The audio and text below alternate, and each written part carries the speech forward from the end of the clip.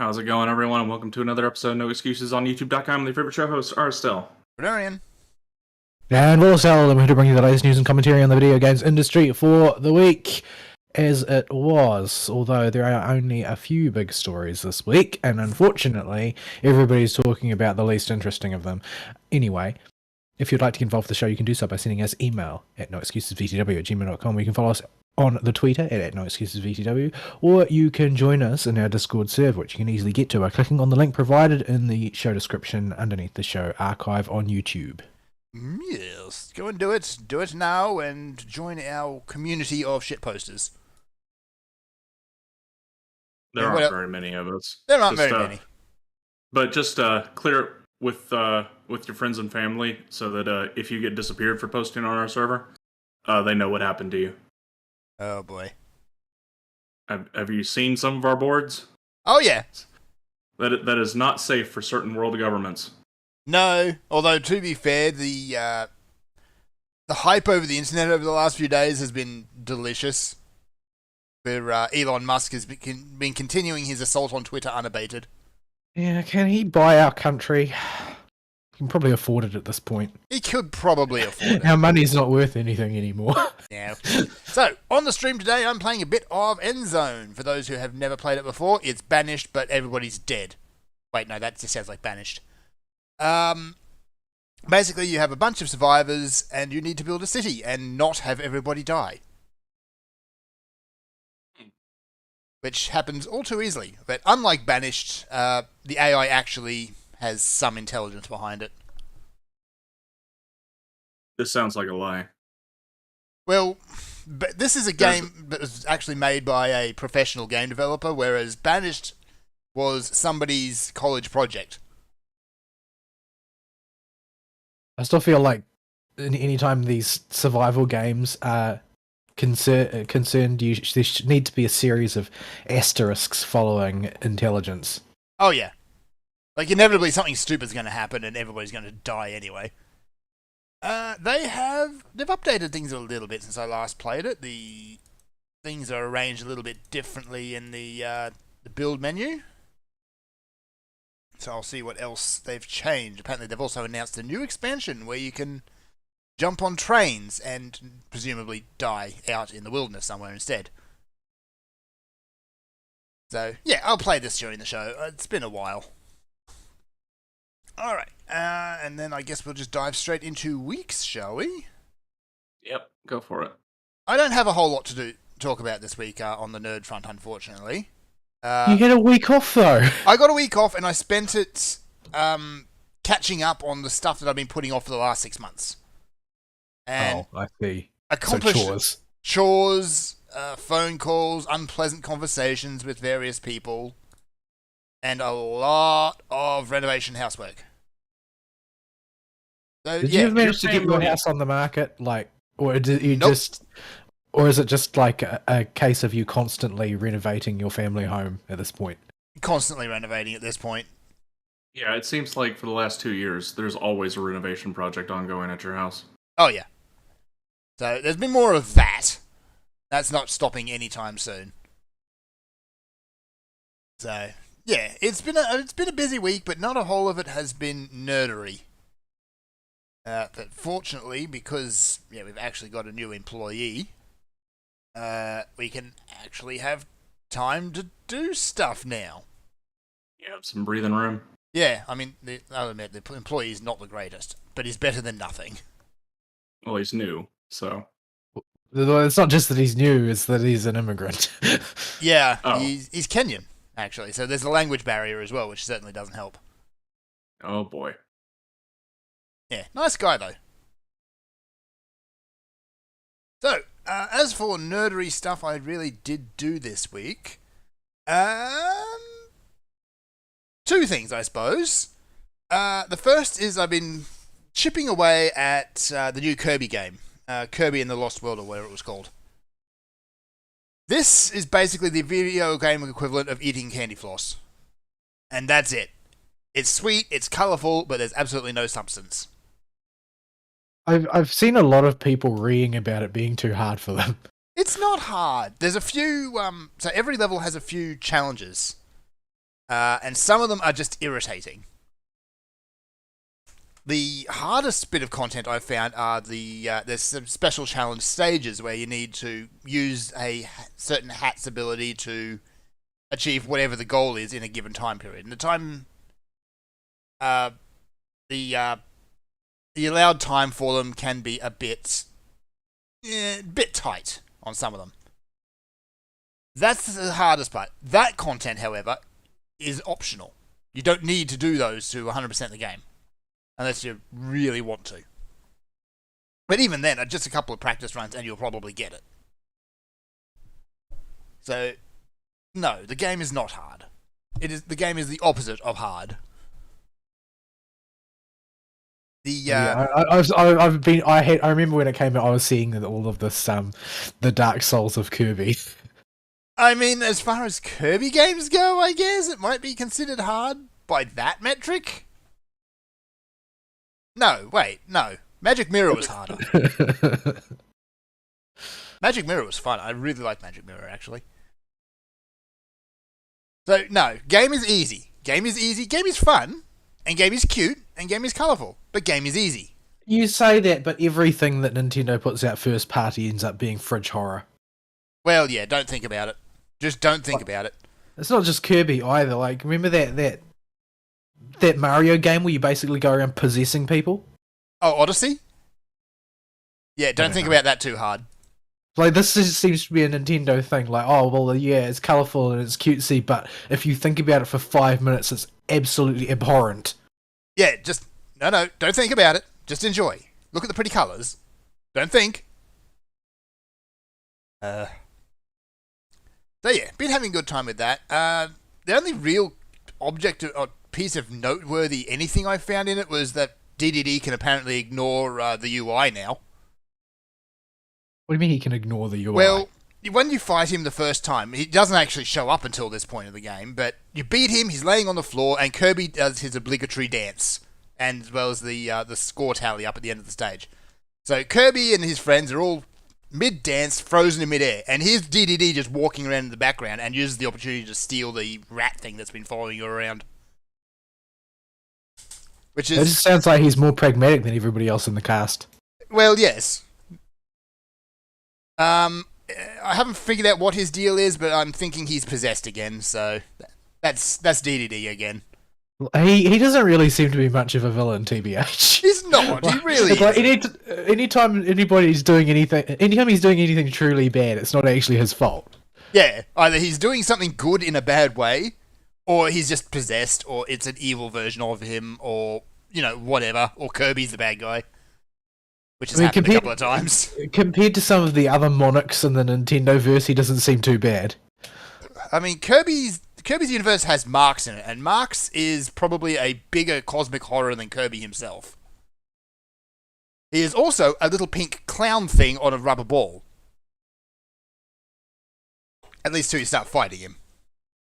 I'm trying to decide on a communism joke, but there are too many. Yeah, let's just leave that alone, shall we? I just wanted it acknowledged that I can't decide on one. So yeah, that's basically been my week. The only other thing I watched is I went into my usual weekly D&D session. We were down a couple of people, so we decided instead we're going to watch a terrible movie.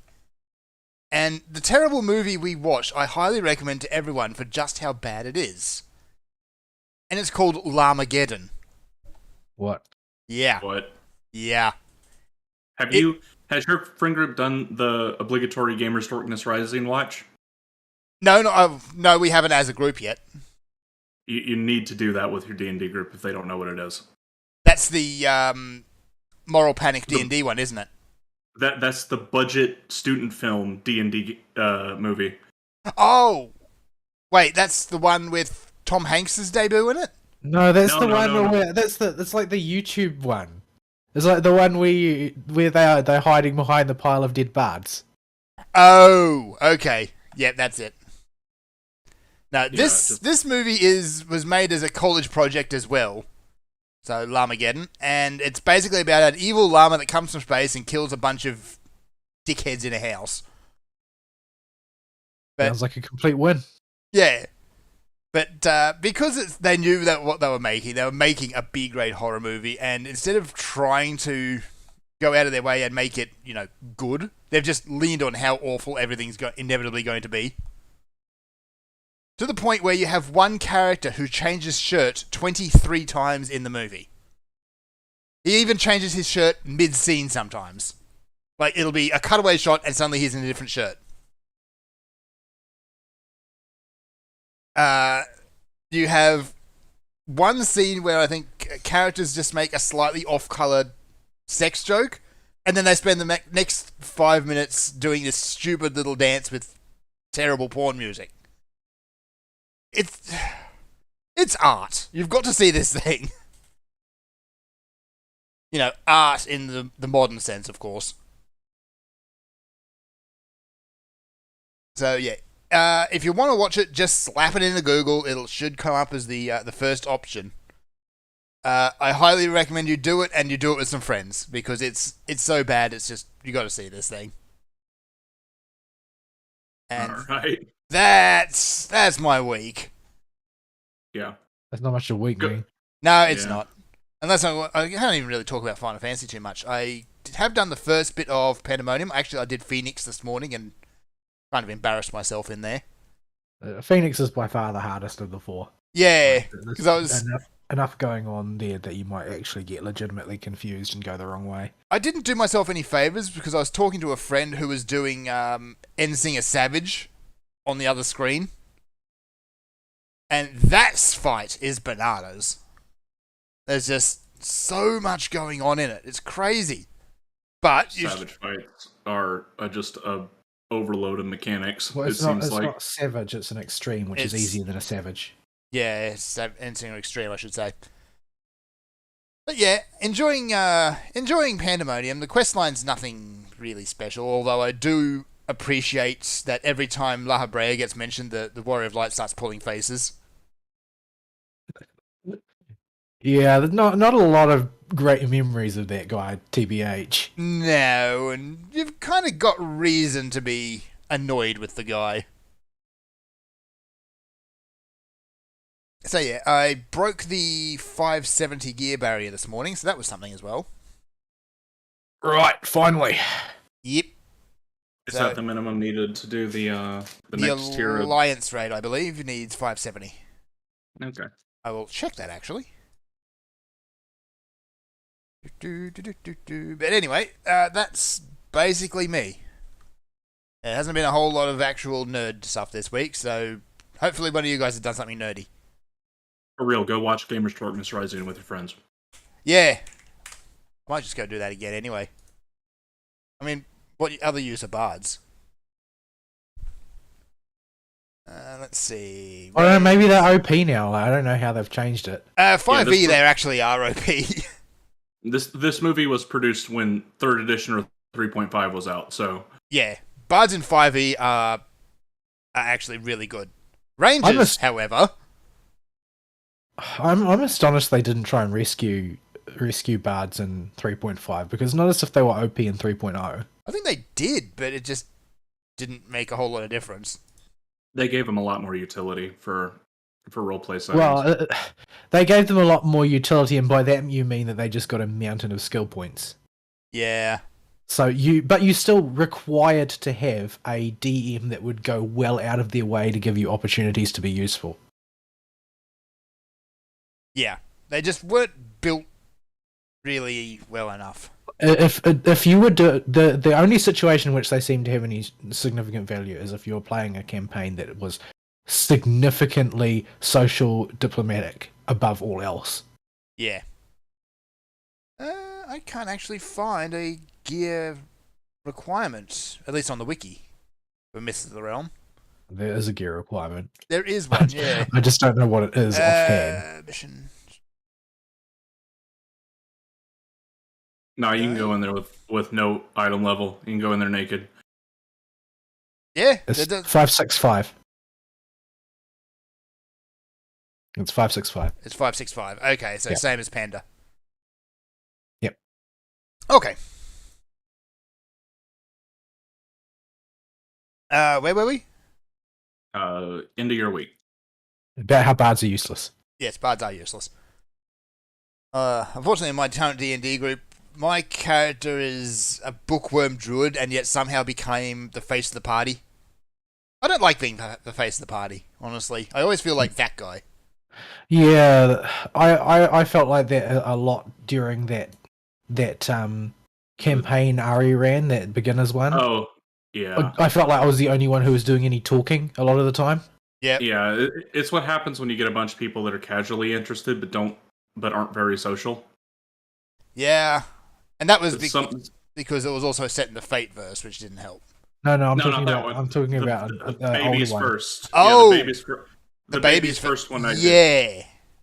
Yeah, the baby's first one that had like Baron of Beef Tip and them in it. Yeah, that's right.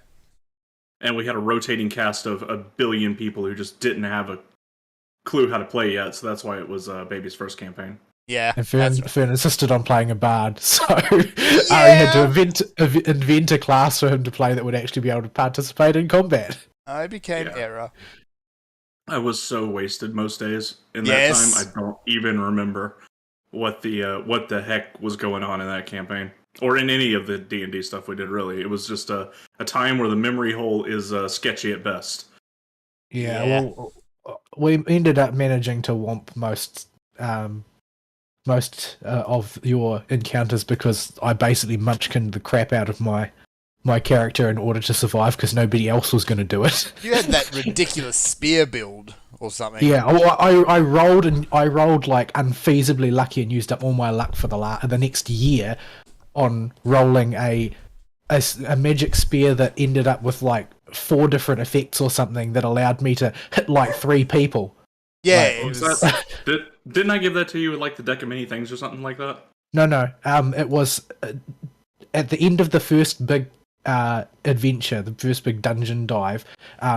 We were basically dragged to the armory for a reward, and you had everybody roll up a magic item, like an initial tier magic weapon.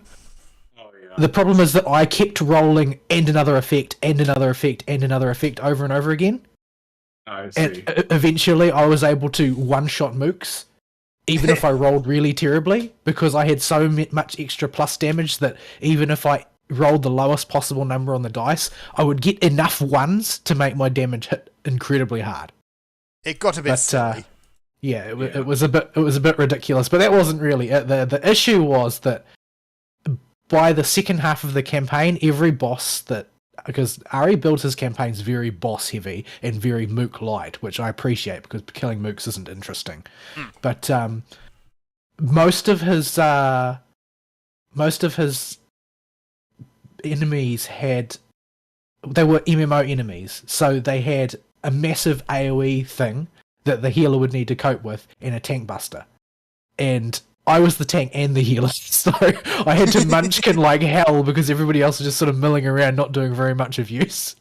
I can guarantee you the amount of thought that went into this was, this gin doesn't taste that good. What was I writing again?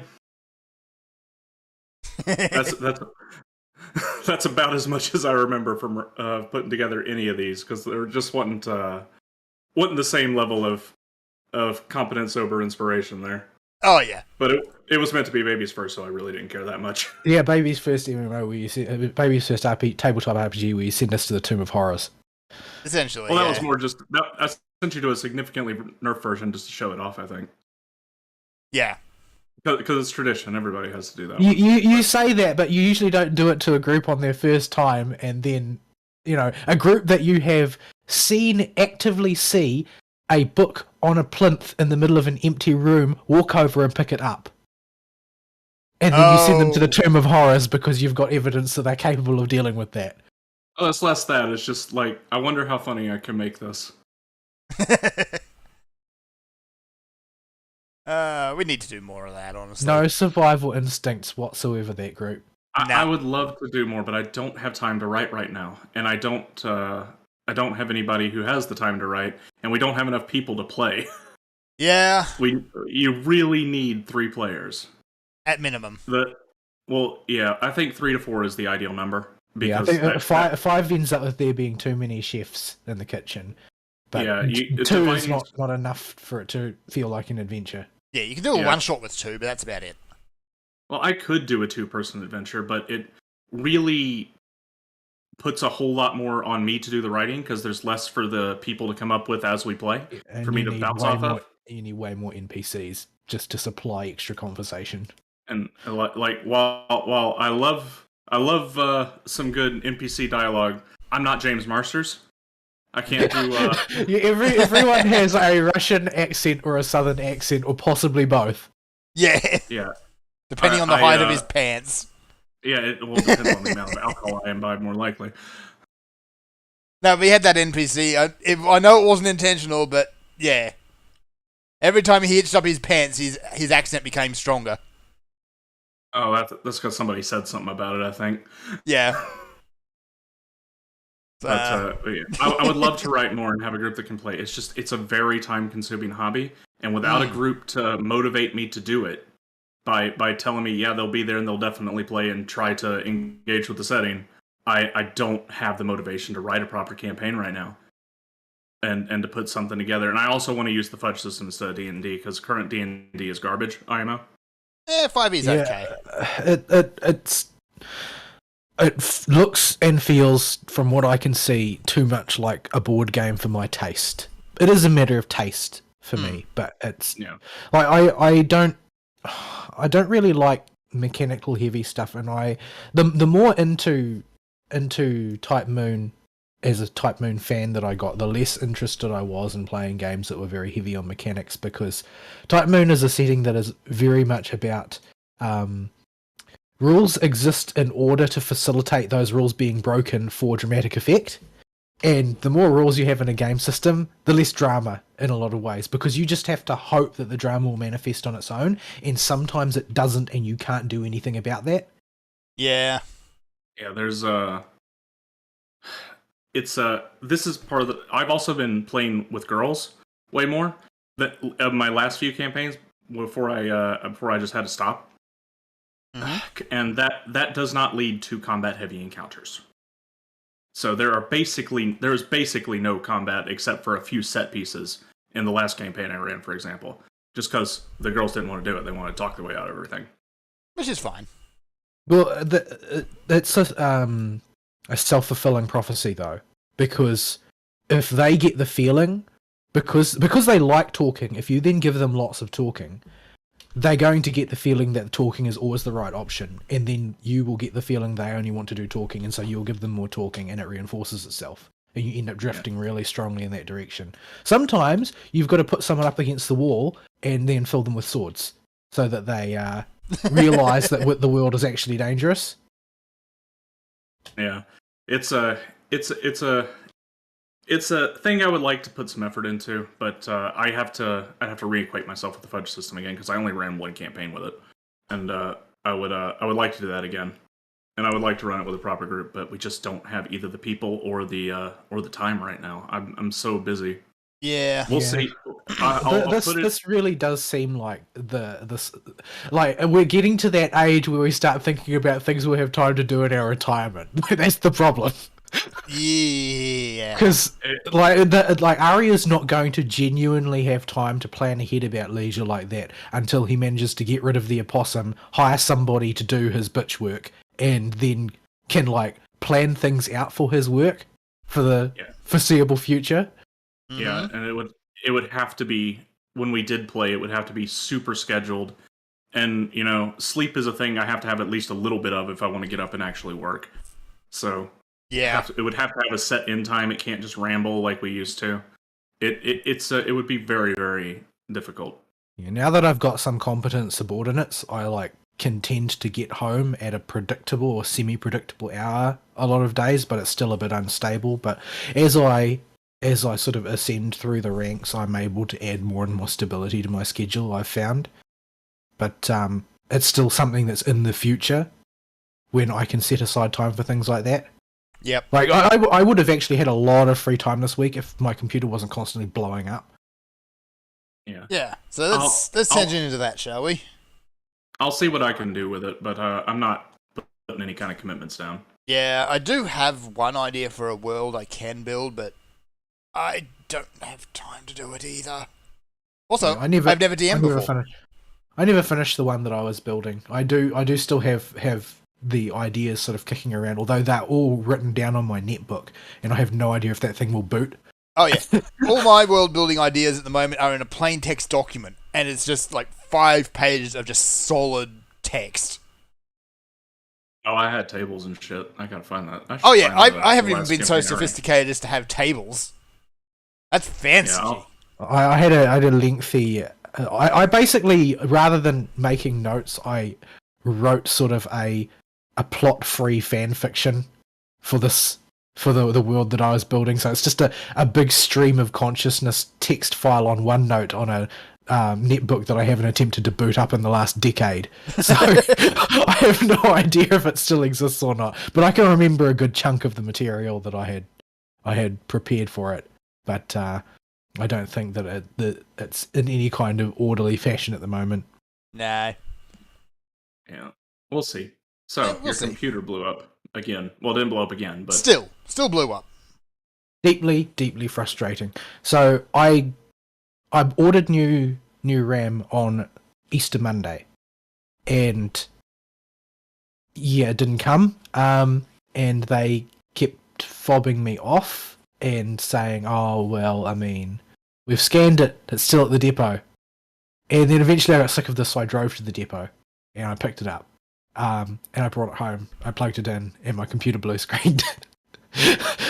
So yeah. I'm not sure what's going on at this point, and I'm very worried that my motherboard is just barbecuing RAM sticks, something that I still can't rule out for sure. Mm-hmm. But yeah, I did the full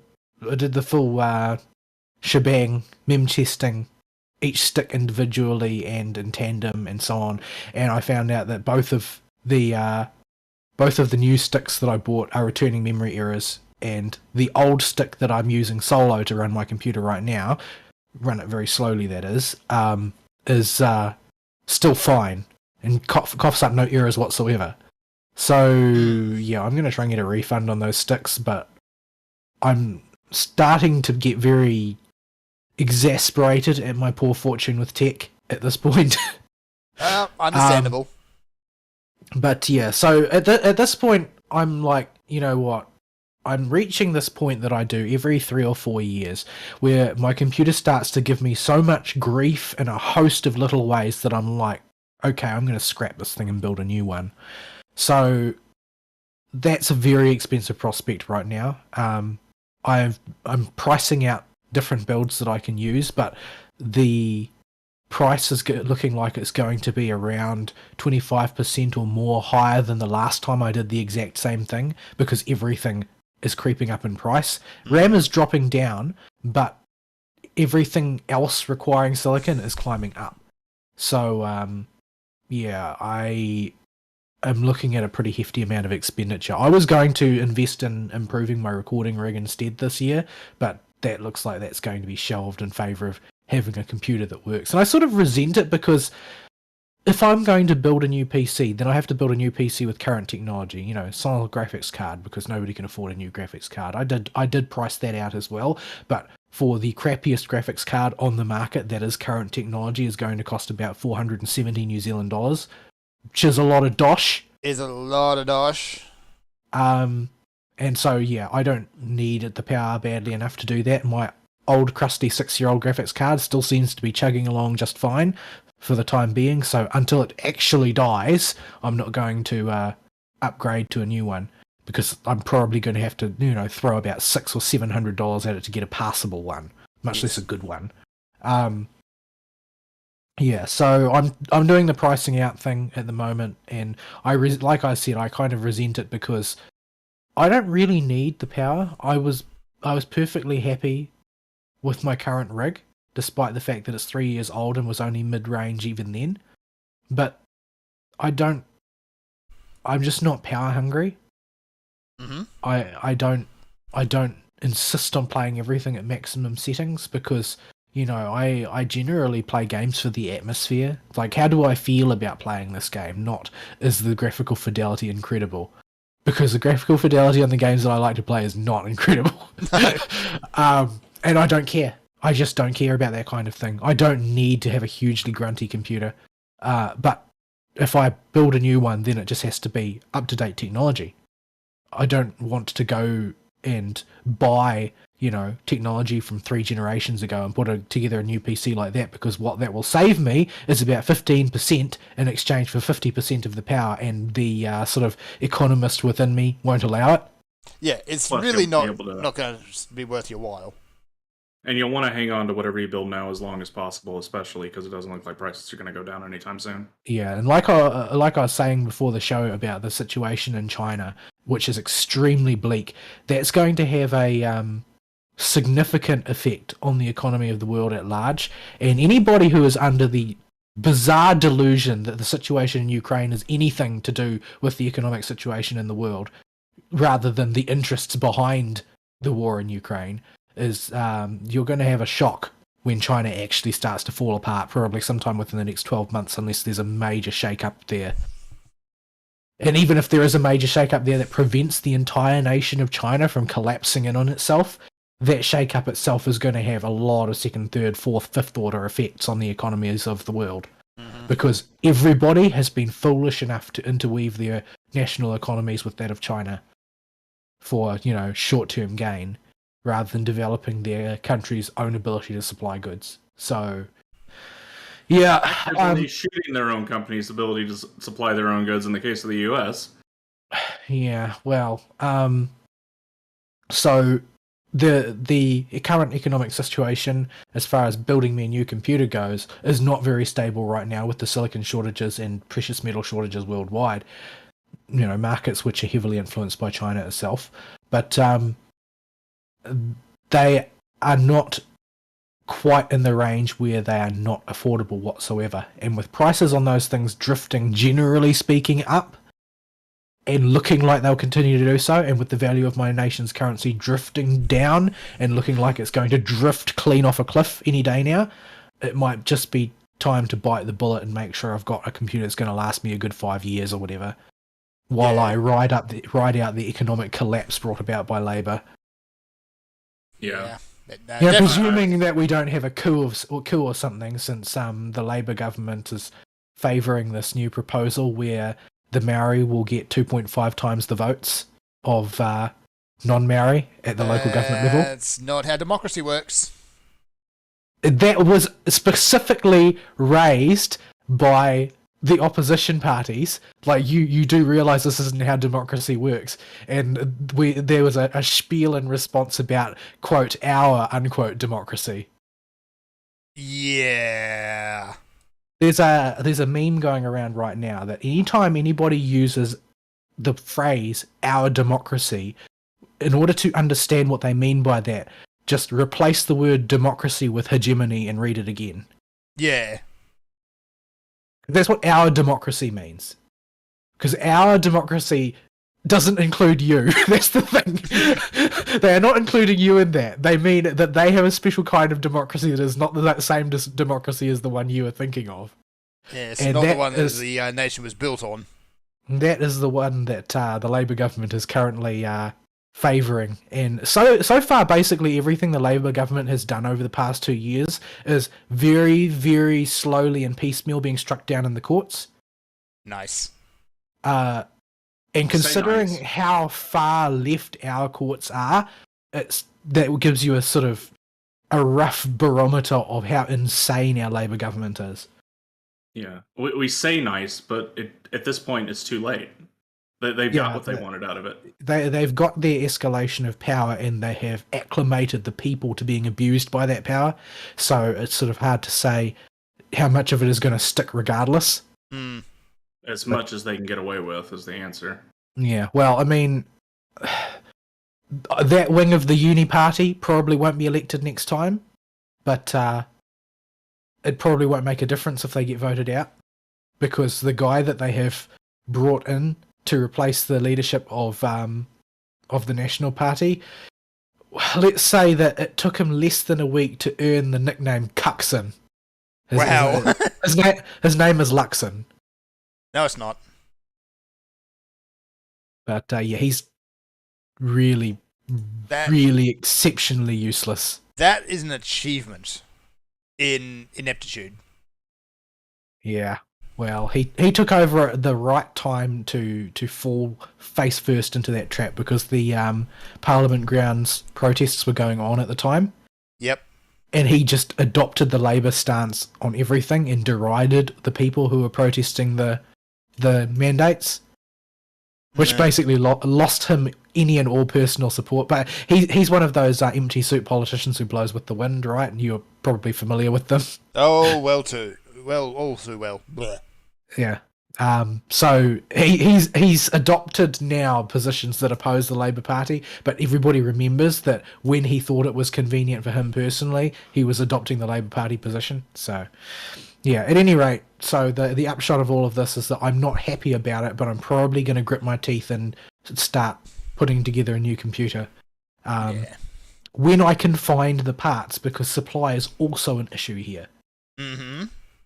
So yeah, I'm gonna have to scout around to see who's selling things. It's almost easier to get things in one place now if you can get it rather than bargain hunting, because you just need somebody who can actually deliver, not somebody who, you know, may or may not be able to get this sort of thing from the warehouse. But yeah. So yeah, that's on the technical side. I'm still bound to using a single RAM stick, therefore at half the speed with half the total RAM, which generally speaking for the types of games I play doesn't affect the performance terribly much, but what it does do is it lengthens the load time significantly on everything. So yeah, it's a pain in the butt, and I'm going to have to solve the problem, and I did not want to spend this much money. I had not planned to do so. However, the business manager did talk to me the other day and said that, you know, you're languishing in the position of being a laboratory technician, but I leave you in charge of this place a lot of the time, and that doesn't make any sense. So he's going to try and negotiate a different position for me. Nice. Something that means you're actually getting paid what you're worth. No, I won't get paid what I'm worth, because nobody in the science industry does in this country, but I might get paid more. That possibility exists, that my pay will improve. That's something, at least. Yeah. Yeah, I can't foresee me being paid what I'm worth in this country. It's just not... Like, New Zealand just doesn't have much respect for the sciences generally, unless it specifically involves the raising of cattle. Mm-hmm. That seems to be, like, the centre monomaniacal focus of the scientific industry in this country is cattle. But and if you don't do cattle specifically, then they're not interested. But yeah, hopefully that will stabilize things a bit, because, you know, moving out on my own, my expenses have gotten a lot higher, and I've also, you know, taken out health insurance and everything that I had never had before, because, well, we just went through a quote pandemic unquote, and I watched the health system collapse, not under the weight of people getting sick with the coof, but under the weight of the number of people they were willing to fire for no reason from the health system. Yeah. But yeah, so I decided I needed to invest in the private health system, because public health is a joke. Don't let anybody ever tell you otherwise. There seem to be a lot of people persuaded that public health is a good idea, but in practice it very rarely is. And it only ever works effectively for an extraordinarily short amount of time in nation terms. Just in case the world at large has forgotten what it was like in the US before they started trying to do more public sector healthcare, you could show up to your doctor's office whenever the heck you wanted as a walk-in, pay them $40 and leave with a prescription. You can't walk into a clinic now.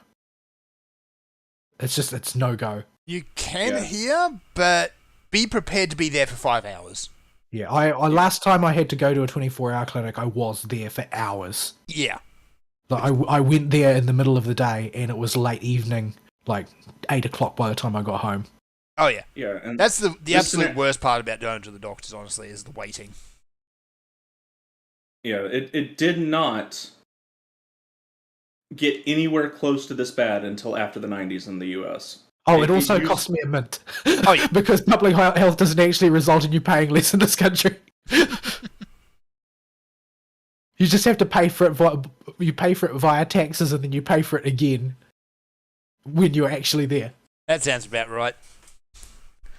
This is ridiculous. Like, it's just absolutely ridiculous. And it's very, very frustrating to me watching people so enthusiastically shilling for it, introducing that system in countries where they don't have it and they don't need it.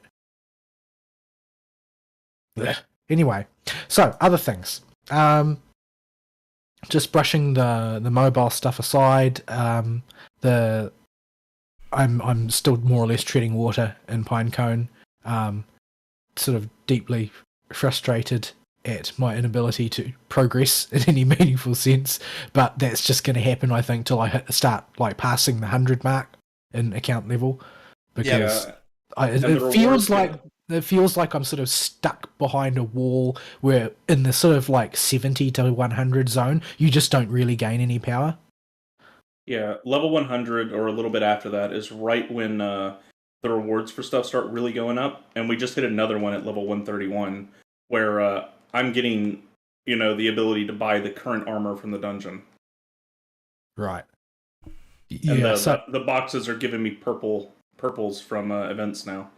Yeah, unfortunately, I've had very bad luck with this. I was really counting on this the double drops from Hard Quest thing to get me some shards, but I had like several days succession of no shards from Hard Quests, which is spectacularly unlucky, since statistically you should get it to drop from at least one each day. Yeah, but we know what your luck is like. 3 attempts, but yeah, for me, no such luck. Anyway, frustrating, but it's a mobile game, and at least it's not that time consuming as far as mobile games go, so I can live with it.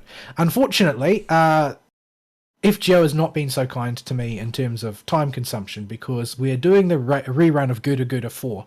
Now, I enjoyed Gura Gura 4, and the story is very, very silly, and still interesting, and I like Kagetora as a character. She's cool. She's crazy, but she's cool. The problem with that event is that it's very bound up in real world time as opposed to AP, because a lot of the advancement through the story is based on acquiring alternate currency resources that you then spend to do new stages, and they accumulate each time you do a stage at a particular rate, and then you unlock boosts to the accumulation rate. Basically, that means that for large stints at a time, you might not be spending any AP while progressing the story, and anytime you spend AP, it is just to trigger accumulation of more resources, and you'll be going back to things that spend those resources to advance. So that means that rather than the conventional advancement style that I use when I'm doing events, which is just, spend all my AP and then stop until my AP comes back and then advance through the story like that, it's bound up in the amount of time I have to spend, meaning most of my AP goes to waste because I have to spend a lot of time advancing through stage after stage after stage of quests, which fuel access to other quests and so on and so forth, rather than depending on my AP for it. So yeah, while I like it, it is being very time consuming, and I'm well behind. Like, if I had infinite time to spend, I probably would have just cleared the entire story up to the time gate on the first day. However, the time gate has almost been reached now for the midpoint of the story, and I'm not even finished the first half yet, simply because it takes a lot of time. But I'll get there in the end. I've got time off because Anzac Day is coming up. I don't know, is it the same for you in Australia? Yes, same day. Yeah, so Anzac Day is our Veterans Day. Yeah, I think. Australia, New Zealand, and Turkey all celebrate it. Yeah. Is it the same as Veterans Day? Is that the thing? I do not know. This is your holiday. I'm not sure about Veterans Day. Basically, Anzac Day is in the specific, it commemorates the appallingly catastrophic landing at Gallipoli during the First World War, but in the general sense, it commemorates lives lost by those serving in the military. Yes. For Australia and New Zealand specifically. Turkey does recognise it because that's where Gallipoli is, but it's not their holiday the way it's our holiday. Yeah. But the biggest Anzac Day ceremony actually happens at Gallipoli every year. Well, it would, wouldn't it? Yeah. Because that's what we are specifically remembering. Yeah, and it is a huge event. A lot of years, actually, you need to basically put your name in a register the year before, and you essentially go into a lottery to be able to attend. Yeah. I'm sure that there are people who have reserved spots, like those who are living relatives of people who died there, and that can probably get ahead of the queue. Yeah, I think they get a bit of a bump up. But yeah, any veteran who is still around from World War II gets an immediate green light. How many of those are left? About 3. I mean, I think it's literally single digits at this point. Yeah, there's not many because those people they're old. They would be in their 90s at minimum. We're at the point where every time one of them dies, it's on the evening news. Yeah. So yeah. Yeah, there's not many left at all. But yeah. Does the Queen show up for those? I think she does. Well, she used to. Can they not send Prince Charles because I don't like him? Nobody likes Charles. No, everybody's hoping his son is the one that will succeed, not him. Yeah. I think if he has anything like good taste, he'll just abdicate if he's called upon to take the throne. Oh, he'll just die before the Queen does. The way she's going, that's not. She's not always in good health, but she has seemed to be more or less immortal for the past goodness knows how long. Yeah, like she had a scare like around Christmas, where she got the plague, allegedly. But they're gonna play that up. So how serious was it really? She's 98, I believe, this year, as of today, Thursday. If she turns 100, will she write herself a letter? I'd hope so. It's the thing, if you're in the Commonwealth and you turn 100, the Queen sends you a letter. I'm sure it's a form letter, but you do get a letter from the Queen nevertheless. Yeah, which is a nice touch. I've seen them actually. They're a form letter, but yeah, she still personally signs them. Yeah, like my great aunt got one. It's things like that you can only have in a monarchy. It's one of the many reasons that I don't want New Zealand to become a republic, because that sort of tradition, I don't want to lose it, because it's part of our identity, even if people are not, actively aware of it taking place.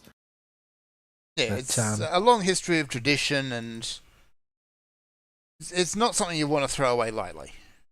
Yeah, the burbling about becoming a republic is on the upswing at the moment. Yeah, every time the Queen has a health scare, there's always the burbling from the Republicans who want to make a push for it once she dies. Yeah, I mean, I think that they'll probably win if Charles ascends to the throne, but they might not. At that point, everyone will just throw their hands up in disgust. Yeah, well, the thing is that his generation have done so much to disgrace the royal family. And it's his generation specifically. I think that by and large the Commonwealth has disowned Harry and Meghan. Oh yeah, and we don't acknowledge them as being in any way relevant to the Commonwealth any longer, since they appear to want to be residents of Hollywood instead.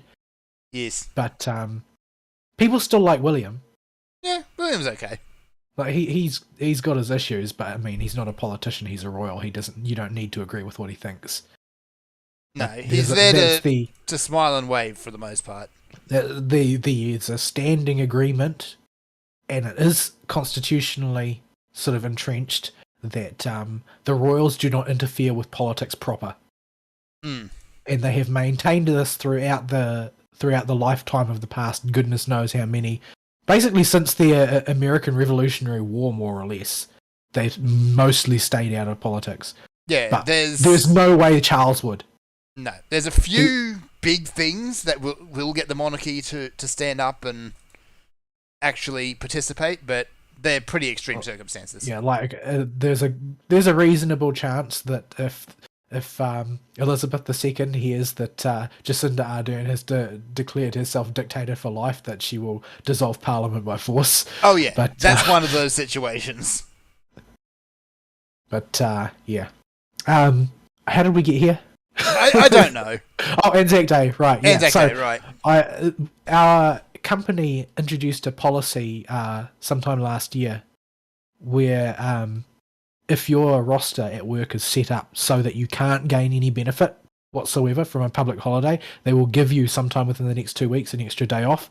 So I've got an extra day off sometime this coming week. So yeah, that'll give me a bit of free time to get caught up on some bits and pieces floating around. And yeah, because I spent my last day off making phone calls and stuff like Fern did. Yeah, I'd like to have a job where I can participate in public holidays. Yeah, well, you participate in a unique way. I facilitate. You're a facilitator.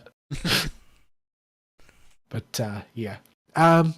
So I haven't played much of FF, which grates on my nerves because I really enjoyed the new. I played the solo part through to its completion. I like the new dungeon. It's not the best new dungeon I've ever seen, but it is good fun. And I like the final boss, even if it's a bit kooka. But I liked the story particularly, and I adore Magical Girl Ishtola. This has created a humongous online schism. Because Ishtola simps are extreme in their simpery. Oh, yes, they are. And they have become divided, split down the middle between people who think that this makes Y'shtola more endearing and the people that say you are not a real Y'shtola fan if you find this behaviour endearing because it means that you are enjoying her embarrassment. Would they prefer the other version of Y'shtola where you can say a certain thing just after you do the dungeon?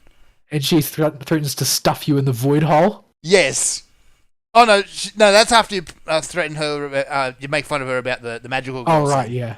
This is where you try to pass the buck for raiding the tomb in the first place. You're given the opportunity to throw her under the bus, and throw her I did, and I regretted it immediately. I threw Estinian under the bus. Because I feel like most of the things that have gone wrong so far this patch have been Estinian's fault. Does he get an ominous musical sting as well? I don't remember. Because Y'shtola certainly does. I think I felt bad because he doesn't really, like, he didn't expect it. He doesn't have the witty comeback because he's so straightforward. Oh yeah, Y'shtola is just autistic. Scary. He's the most autistic cast member, like, of all of them. Well, that's his charm, really. I kind of like that they've developed his character that way, because every member of the cast is comic relief in one way or another, and Thancred already occupies the straight man role. So I thought, well, I mean, having Estinian do that as well would be overkill, won't it? But they've developed him in this direction of being the autismal guy who doesn't understand how other people act. Yes. Pardon me, may I borrow your window, Estinian?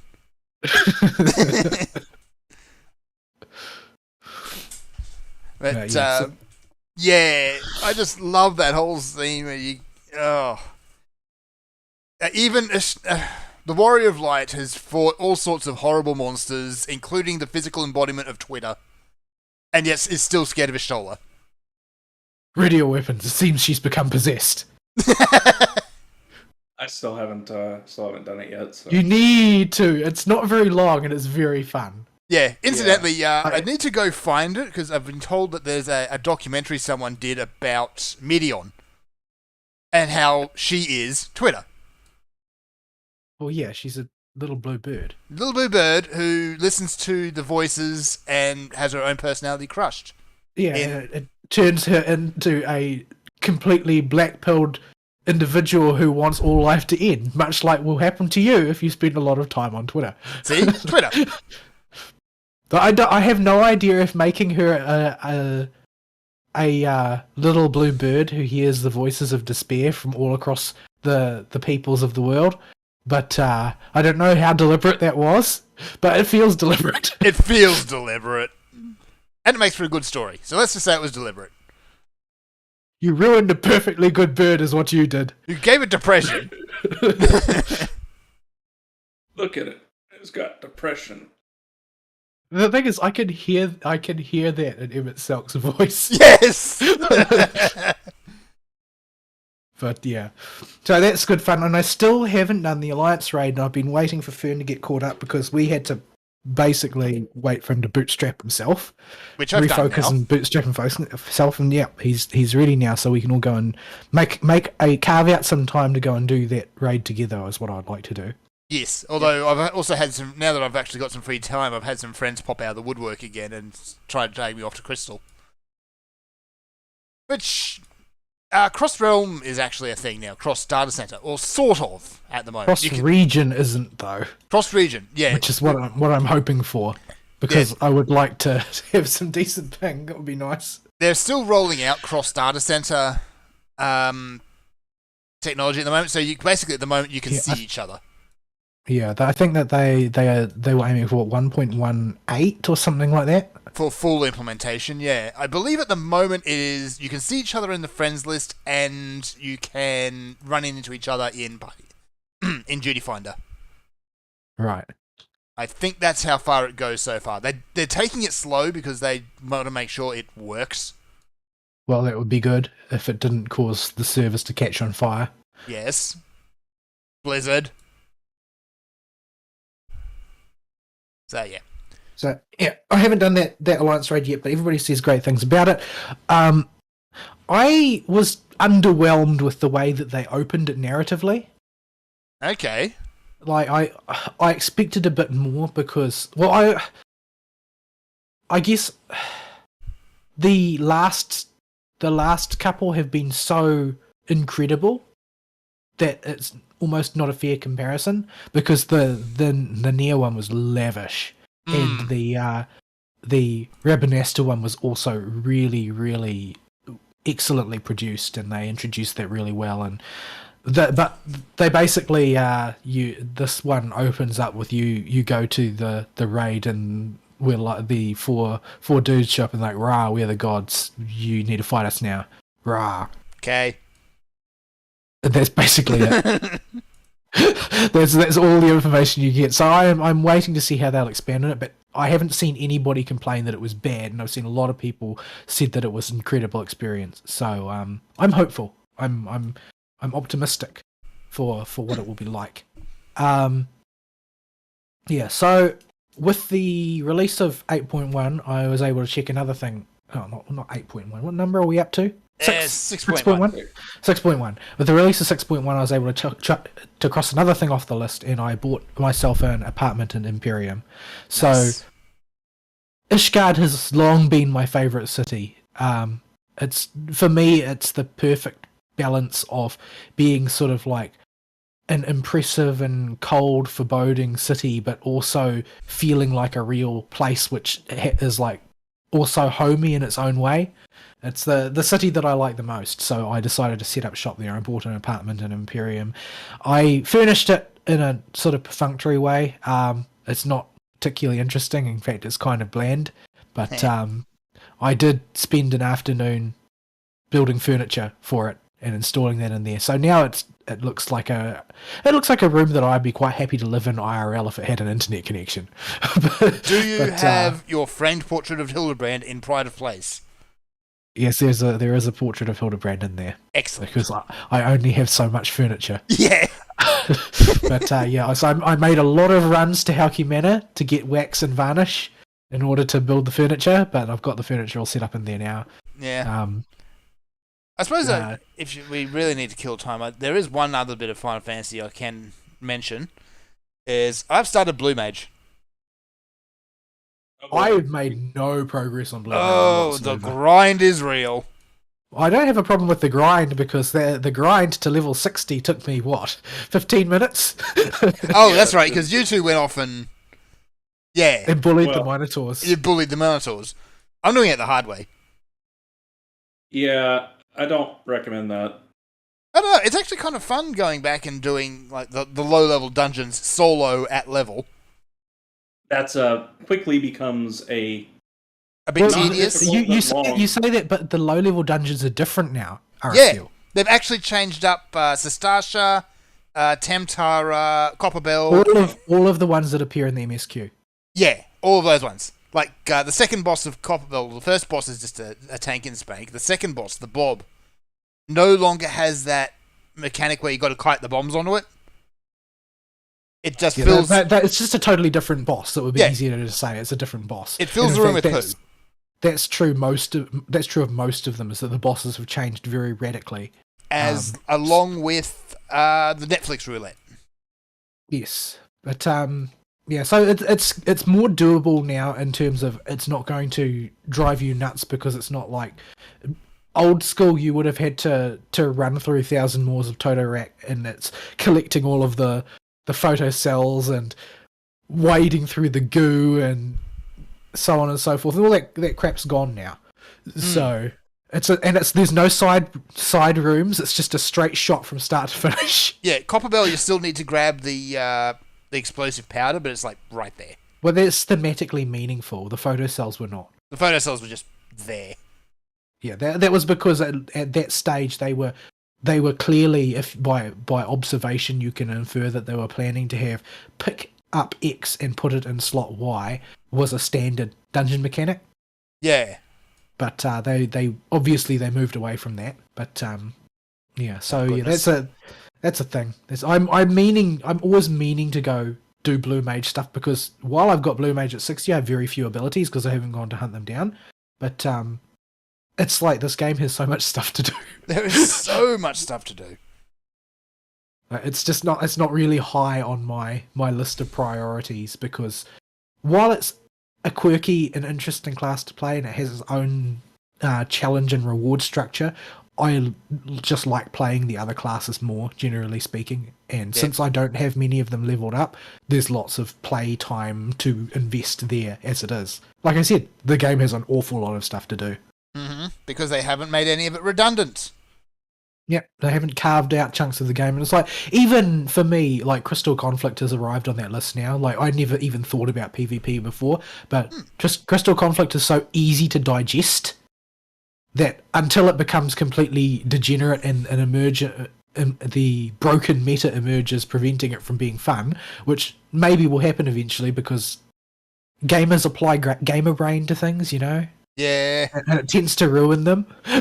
But even Crystalline Conflict has arrived on that list of things that I feasibly want to spend a lot of time doing. It's just something if you've got 5 minutes you can throw into a game and away you go. Instant fun. Yeah, I'm not much for playing games in 5-minute chunks, but Crystalline Conflict does defeat that bugbear that I had with MOBAs, where you're committed for half an hour minimum, and it's easy to digest. And I think I don't know if other people feel this way about it, but what I feel about it is that the reason I find it easy to play is that I'm not but frustrated when I lose, because you know, it didn't take me very long. It was still fun to play, and I still got some reward out of it. Yeah. Because the reward is like, they tell you what the reward is fixed in up front, and it just gets doubled if you win. So you've got a strong motivation to play well, if you can play well. I can't play well, but I can do my best. Yeah, sitting through League of Legends for half an hour and losing, it feels like sometimes, honestly, that you've wasted your time. Well, also, in League of Legends, the other team can actively troll you. Yes. Which is something you can't do in Crystalline Conflict. Yeah. The game has to come to a swift conclusion. It's just built that way. Mm-hmm. But if you take your team takes its time out to go and troll the other team, odds are one of theirs is going to step away and just push a little card. Yeah, I have to say, for a first iteration of a total PvP, like philosophical ground up revamp, this is a spectacularly successful implementation. Yeah. I mean, there's a lot of burrs that need to be filed off in the revisions that are going to come over the course of the next few patches, but for a first try, this is just really knocking it out of the park. Yeah, hats off to you, Square Enix team.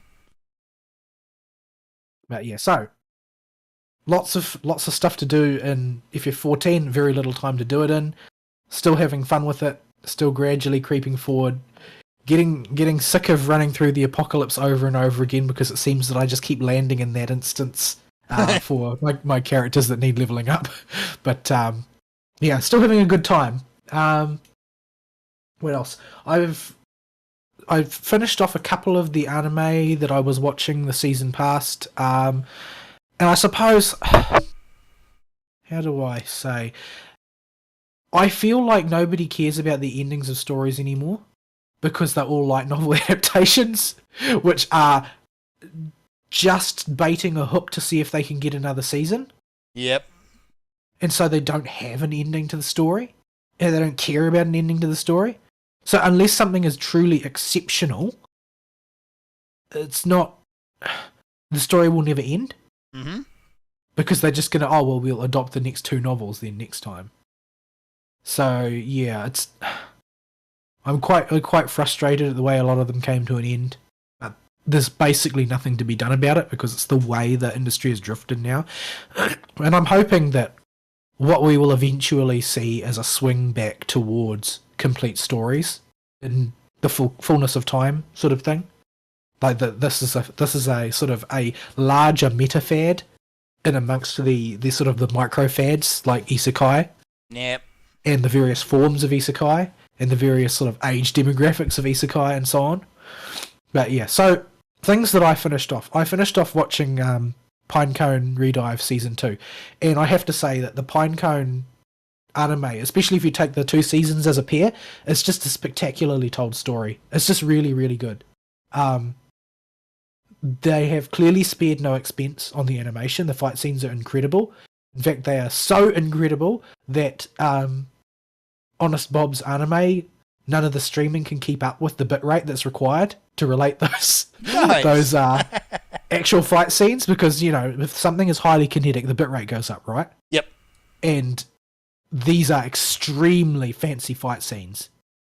So I am almost certainly going to purchase this on Blu-ray and watch it again.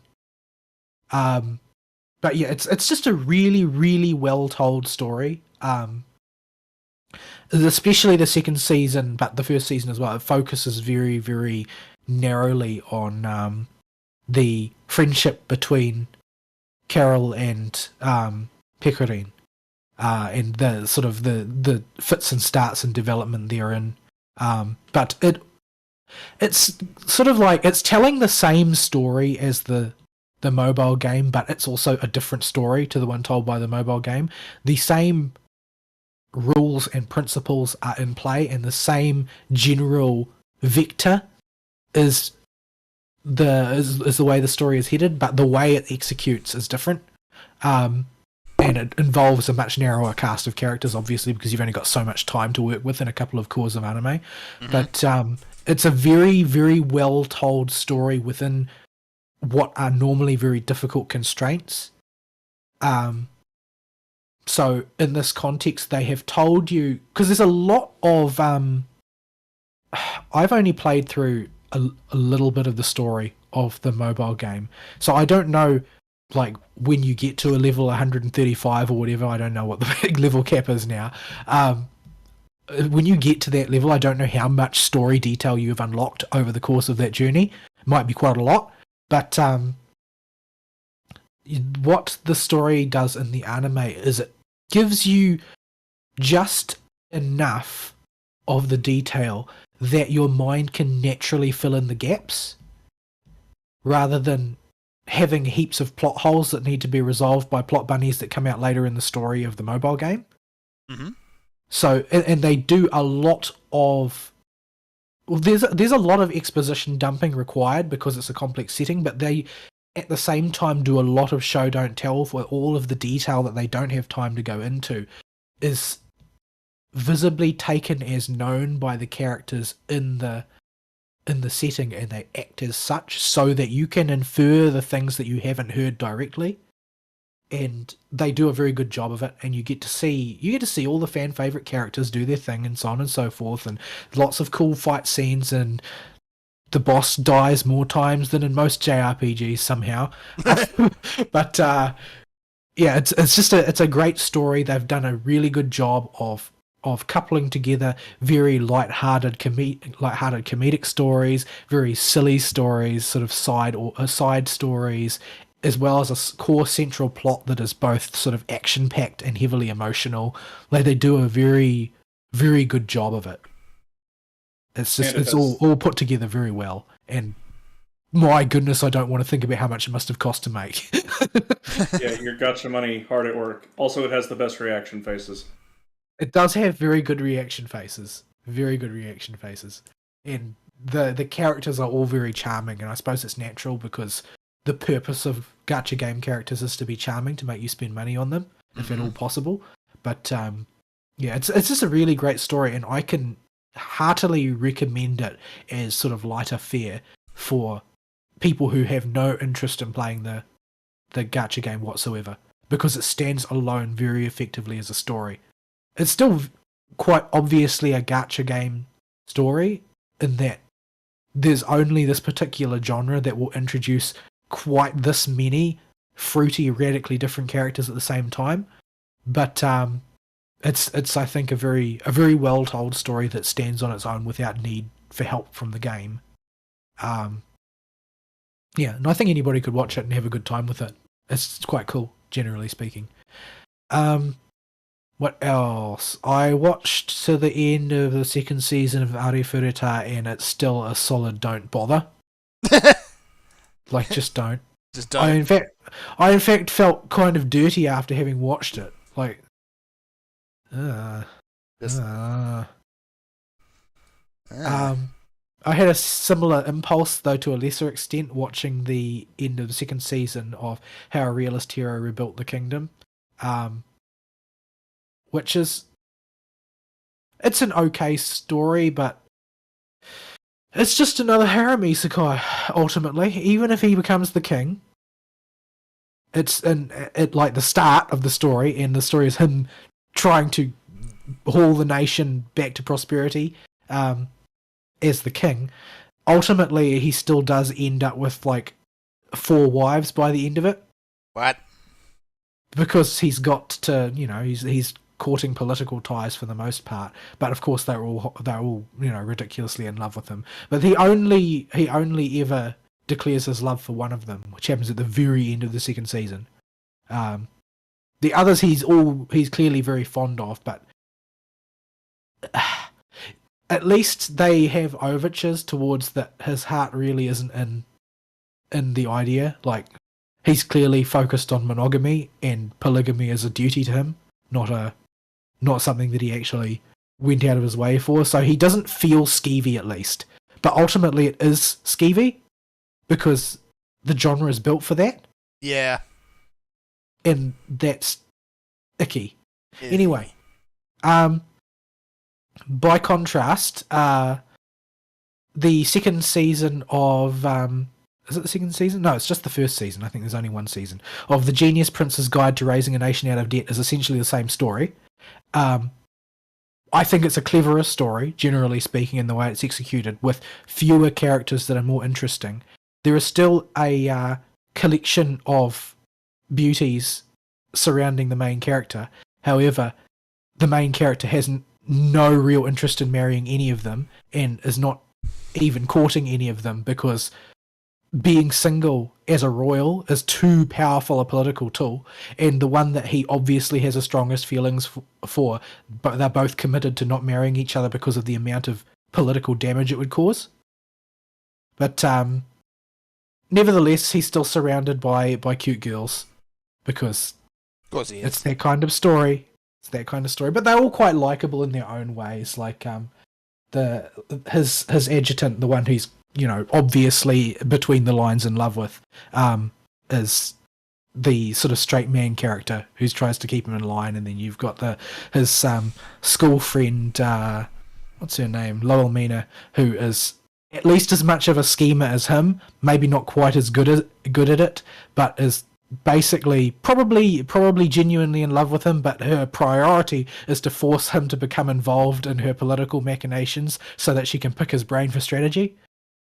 But and then there's like the one that he expected was going to propose to him, Zenobia, who's basically too starstruck to actually make a move on him, even though it would be politically advantageous for her country, because he basically saved her country, and but the main character is of course a ne'er-do-well in this case, or at least he really, really, really, really wants to be a ne'er-do-well, but he's got too much work to do. Just basically like me, I guess. Yeah, so it's an okay story, and it doesn't really come to an end. Ah. Like they close the arc off in a reasonably satisfying fashion. I don't know. That's not even the right terminology, I suppose. It's not really that they round it off in a satisfying fashion so much as they round it off in a fashion that makes it feel like a logical narrative arc has come to an end. In that, basically, nothing has really ended narratively, but it's got a sort of a structure where at the start of the story, the nation is in debt, it's not prospering, and he wants to try and raise its value so that he can sell it off to another country and retire on the proceeds. And he goes over the course of the season through an arc where the country becomes more and more successful and more prosperous. And then in the last 5 minutes, basically everything starts to fall apart because of while his political machinations have made his country very prosperous, they've attracted an awful lot of attention, and his country becoming the centre of attention basically ends up tanking their prosperity, and he ends up back where he started. So it does make a sort of a logical sense for an ending to the story, but it doesn't feel satisfying because nothing really completed. Like, the dangling plot thread over the whole thing is like, well, you've got this sort of undercurrent of not actually really romance between the lead and his adjutant, because her race is frowned upon and she would be viewed as a basically a destructive force if she tried to become queen. And yet so much of the story is built around those two and their interactions that it feels like the primary dangling plot thread that needs to be resolved, but it never will, because it probably will happen like 6 seasons in the future for a story that's lucky if it gets 2. So, yeah. And this is true of everything these days. This is a big reason I stopped watching anime, because, to quote an old anime reviewer, the ending is paramount to how good a story is.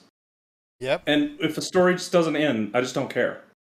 Nowadays, you can go watch that same anime reviewer go and talk about poop.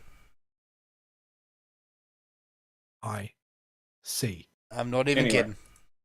Yeah. Anyway, like I've mentioned before that, like, for instance, for me, a romance anime has to end with an engagement or a wedding. Otherwise, they didn't finish the story. It's just there's more undecided stuff because nobody committed in the end.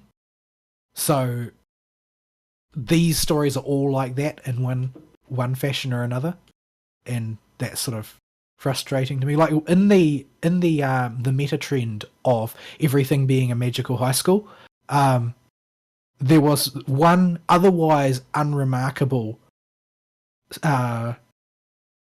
anime called Chivalry of a Failed Knight, and it was totally samey compared to every other one that was released around the same time. But I remember that one, and the reason I remember that one is that the main dude and the main girl go through a full romance arc, and he proposes at the end. So I don't feel like that story's left unfinished, because the main relational arc between the two primary characters had a start, a middle, and an end.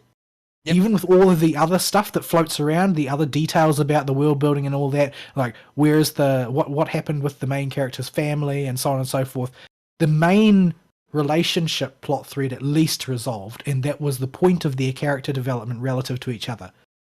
So it doesn't. I don't think that story desperately needs another season, nor did I forget it completely like a bunch of the other ones around that time, because it had at least one plot arc that had a start, a middle, and an end. Most of these stories don't have an end. They're lucky if they get as far as the middle. Yeah. Anyway, other ones I watched the first couple episodes of the new season of Ascendance of a Bookworm. Now, Ascendance of a Bookworm is an odd duck because it's on season 3 and it never even tries to have an ending. It just assumes it's always going to get another season, and thus far that has been the case. And it is also probably the best isekai on the market right now. Damn. Because it's not trying to be the same as all the others. The tech of it is entirely different. The core premise is the same, where you've got character comes from our world to a low technology fantasy world and abuses the knowledge that she brings from her original world in order to improve her conditions and those around her. But because they have framed her in this character of a powerless, sickly child who can barely keep herself alive, much less is free to exploit her OP knowledge,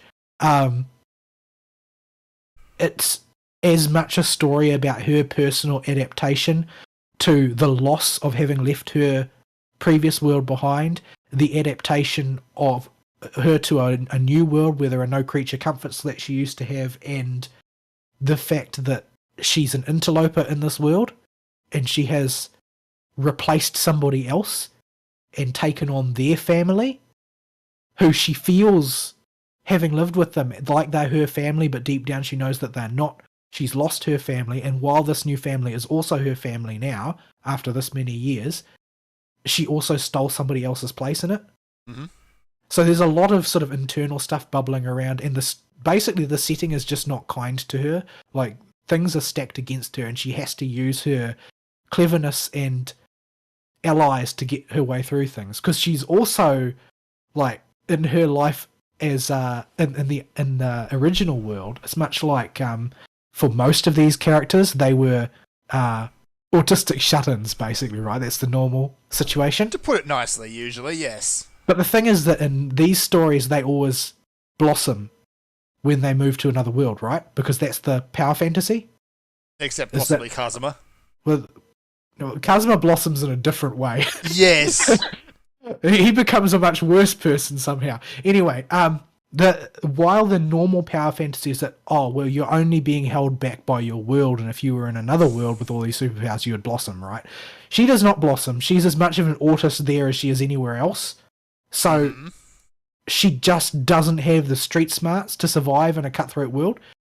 And basically, a lot of this story plays out by her being a total autist, managing to find allies that can help her to understand the things she's just not equipped for.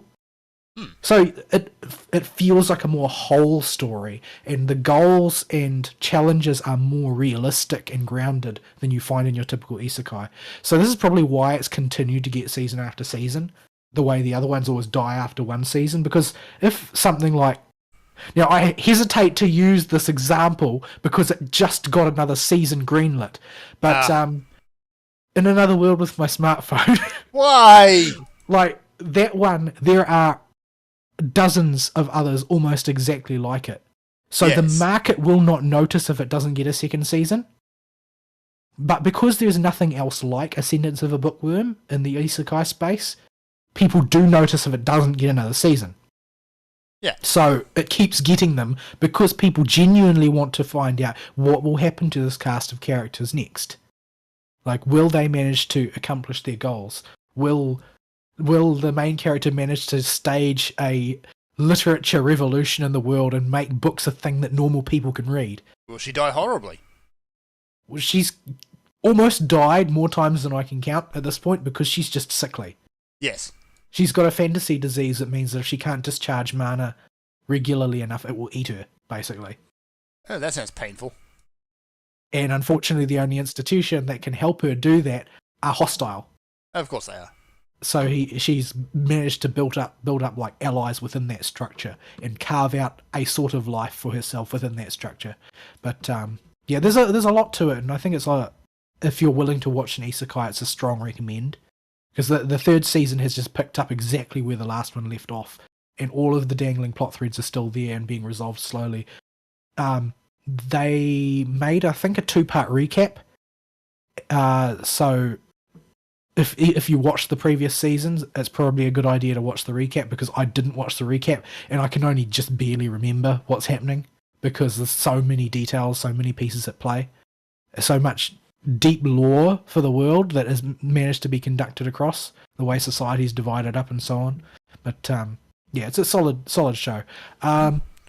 So shows that are not so solid. I picked up I'm Quitting Heroing, which is it's yet another of the not an isekai but looks like an isekai stories. In this case, rather than being sort of like a sort of a charming down to earth romance like the one where the guy leaves the hero's party and becomes a chemist or whatever it was in the boonies, and then strikes up a relationship with some girl that he flirted with earlier on in his career and so on. This one is basically the hero he's not Kazuma. He's not Kazuma, but he's also not. He's not like a shining golden boy either. He's just kind of a dick. Is he better than 6? Now 6 is worse than Kazuma. Yeah, 6 is kind of the bottom of the barrel. 6 is very much the bottom of the barrel. He's at the bottom of the barrel, so he can look up skirts. That's why he's there. Yes, basically. That's 6. But, this guy, I mean, he's a hero, but he's just kind of a dick. Like, he's not an outrageous dick. He's just the sort of person who he's powerful and skilled and accomplished, but you can't really get along with him because he's kind of a douche. Yep. And he's clever enough that he's right enough of the time that you can't slap him down for being a retard either. He's just a douche. He's just a douche. He's hard to get along with, and he's as powerful as he thinks he is. And this makes it very, like, he ended up becoming the hero basically alone because he left his party members in the dust as he went along because he was just stronger than they were. And it was more efficient for him to go it alone, and he made no bones about telling them so. And so, you know, he got a reputation of being ridiculously powerful, but a dick. And he does end his career as the hero, taking down the Demon Queen. All the demon forces are defeated. They've got to go return to the demon world to lick their wounds. He's triumphant. He returns home, and the people that he meets there are like, well, you took down the demon lord, so basically that means that you're going to become the next demon lord. So now we're going to, you know, make ourselves your enemy and exile you because we're scared of you, because that's totally logical. Also, you're kind of a dick. Well, yeah, that didn't help. No. Really. That wasn't their primary reason for it, though. It was just like panic and hysteria, because that one man went out, took on the Demon King's army, her 4 generals and herself, and came back alive, having beaten all of them, and everybody's scared of him, because what sort of unnatural person can do this?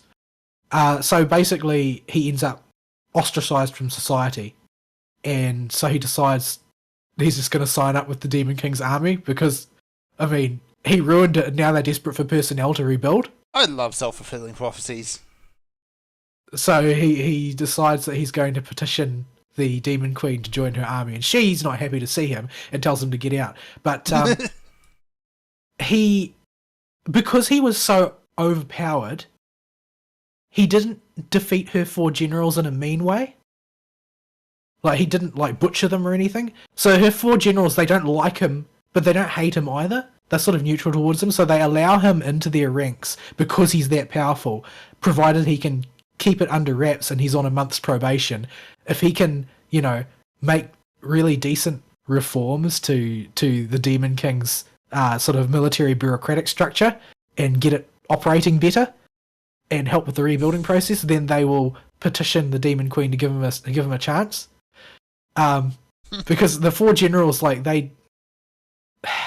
the assassin one seems to be sort of neutral to him, because he doesn't feel the assassin one doesn't feel like he's lauded his excessive skills over him, because he was able to acknowledge that he couldn't outpace the assassin in combat, so he just used the forbidden magic to drop a comet on the place they were both standing. I mean, he survived it, and the assassin didn't.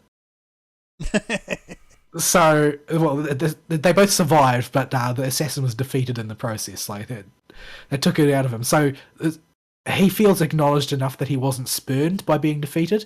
The sort of the bruiser general guy, the half dragon guy who's like the meathead, is basically Iskandar.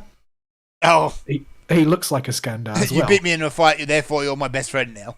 Well, it's not necessarily as his best friend so much as, like, he enjoyed the fight so much that he doesn't really care that he lost, And since he's only interested in fighting without magic, and magic was used to beat him, he doesn't really feel like it mattered that much that he got beaten, because he wasn't overcome in a pure force of arms. And he's not unwilling to admit that he lost, but he sort of lost because he was fighting on his own terms. So, yeah, he's fine with it. The beast demon lord is sort of like your Lolita character, a little girl who has the mentality of a little girl, and somehow became a demon general, and nobody seems to be willing to explain how this happened, but it greatly troubles them that she's a little girl because she's not good at being a general, because children aren't. No. But she's ridiculously powerful because she can transform into this sort of legendary wolf beast thing. But he basically, the hero beats her by befriending her when she was an amnesiac, and then she remembers she's supposed to be the demon general later on in their acquaintance, takes him on and is swiftly defeated. And apparently in her culture, that if you get defeated by someone, it means that they should be your soulmate. So she becomes incredibly clingy and tries to demand that he marry her, and he tries to fob her off at every opportunity. I mean, of course she does. But she has the attention span of a flea, so this is quite successful. Yeah, so and they managed to keep it from being skeevy as well. Like her I want to marry you type of pitch is the same sort of a child wanting to marry their father or their big brother or something level of thought has gone into it.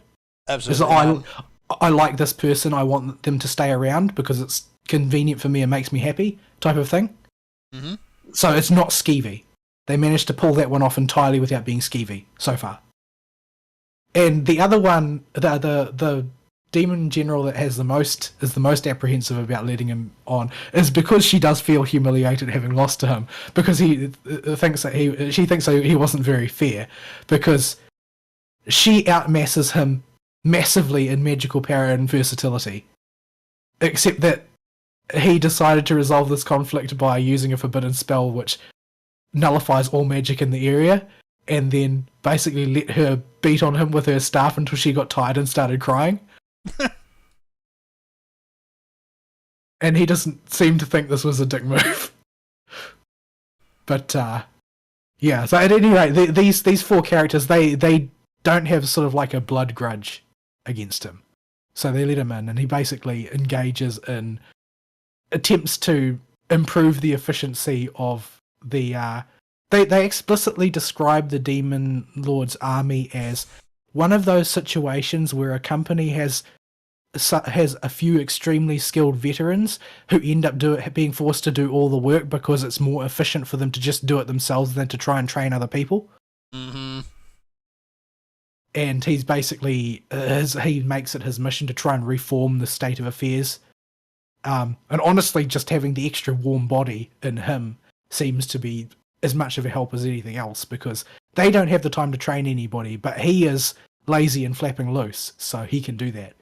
Anyway, so it honestly doesn't seem that promising of a series, but it hasn't offended me actually yet. It just sounds like a bit of mindless fun, that one. Yeah, so far it has been a bit of mindless fun, and they dodged the bullet with the lolly character, so I'm willing to sort of give them a chance because of that. Yeah, a lot of these anime will not only not dodge the bullet, they will jump face first in front of the bullet. Yeah, I don't need any of that. No. There was one other. Oh yes, Spy Cross Family was the other one. Now this is the one that has been getting the most attention, like publicly. Yeah, this one had a bunch of YouTubers that really liked the manga of it, I think. It's just, I don't really feel like it's a huge standout, but it is very solid in every way. Like, there's nothing about it that is a wall banger. There's nothing about it that's like, nothing is wrong with it, basically. There's nothing wrong with it. And it's a solid premise. It's interesting. It's fun and has funny characters and endearing characters and pretty characters and cute characters and handsome characters. and a silly storyline with serious components, and it's just generally all round quite good. Like, I don't feel like it has really, grabbed me the way something like truly awesome would, like something that gets remembered in successive seasons for season after season after season. Like, people were going to keep remembering Demon Slayer, and people remember Gurren Lagann and ones like that because they had some sort of extra X factor that made them really awesome. Mm-hmm.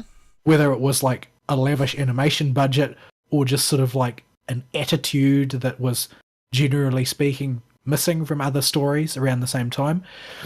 But this one, I don't feel that it's got that, or at least I haven't really seen it in it yet, but every aspect of it is just put together really well. It's well animated, it's well shot as far as directorial technique goes, the writing is good, the characters are fun and interesting. It's just very, very solid. Like, it's easily the safest recommend of the season that I've seen so far, because it's very likable. Like, the premise was not exciting to me at all. Like, I'm not really that interested in that stuff. I'm more of a fantasy and sci-fi person. But it was very, very watchable, and I enjoyed watching it, and I'll watch more of it. It's quite solid. Quite solid. I like it. All right. There are a few others that I'll check out over the course of the next few weeks when I've got time, probably. Maybe I'll check out your boy Kong Ming. I want to watch that. I don't think I'll have to raise the black flag to watch that one, but yeah, it is on Honest Bob's anime. It just looks like such a stupid premise. Yeah. I think I just want to check it out. Yeah, that's certainly a thing. But yeah, so I'm just waiting for Lou Boo to inevitably turn up and be the big bad. Maybe I'll check it out. We'll see how it goes. But yeah, so it's so far the season has not blown me away, but there are a couple of things that I feel are worth watching. I haven't checked out the new season of Shield Hero yet. I'm sort of weighing up whether I want to leap straight into watching it or whether I want to watch through the original season first. I think I'll have to rewatch the original season. Yeah, I'm thinking I might go that route as well. Even just for the pure catharsis of watching Naofumi get his own back in the end. Yeah, I enjoyed that, but for some reason, as much as I enjoyed seeing that, I can't remember what her name is. I only think of her as Bitch now. Yeah. But I think that I enjoy seeing Spear Hero get wasted more often than I think I enjoyed that more. See, the Spear Hero is just like my favorite chew toy.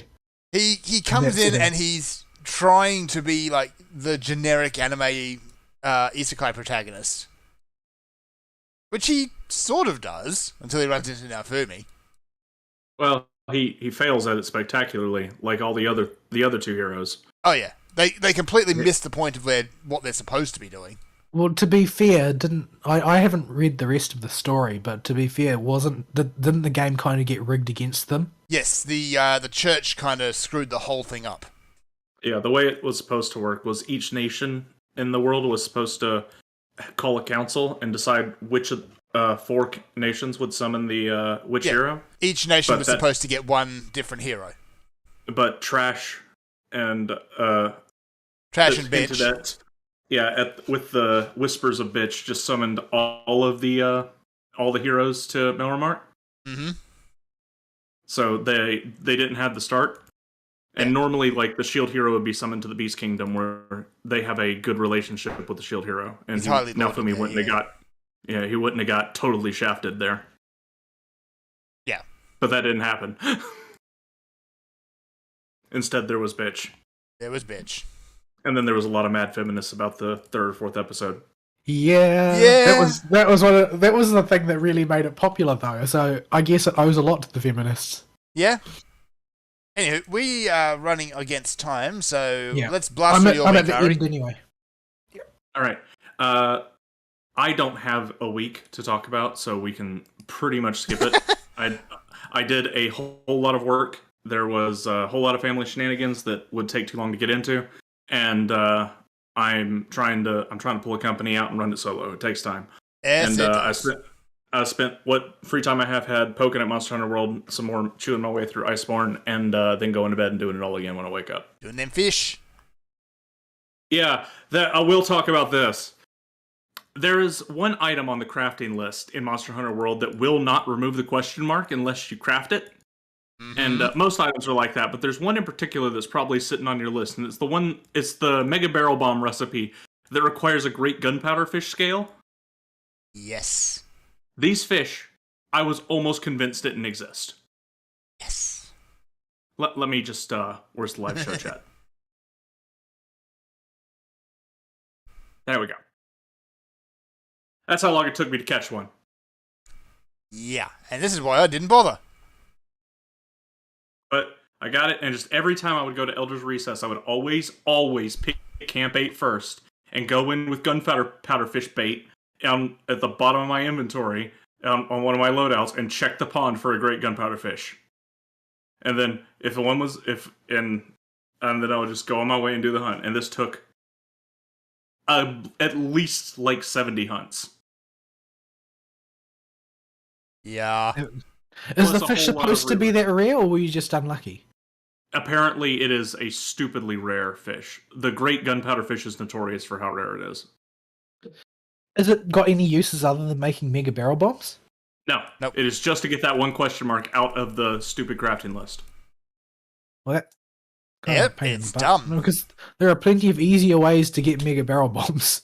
Yeah, notably the Steamworks, where you will just have way too many of them.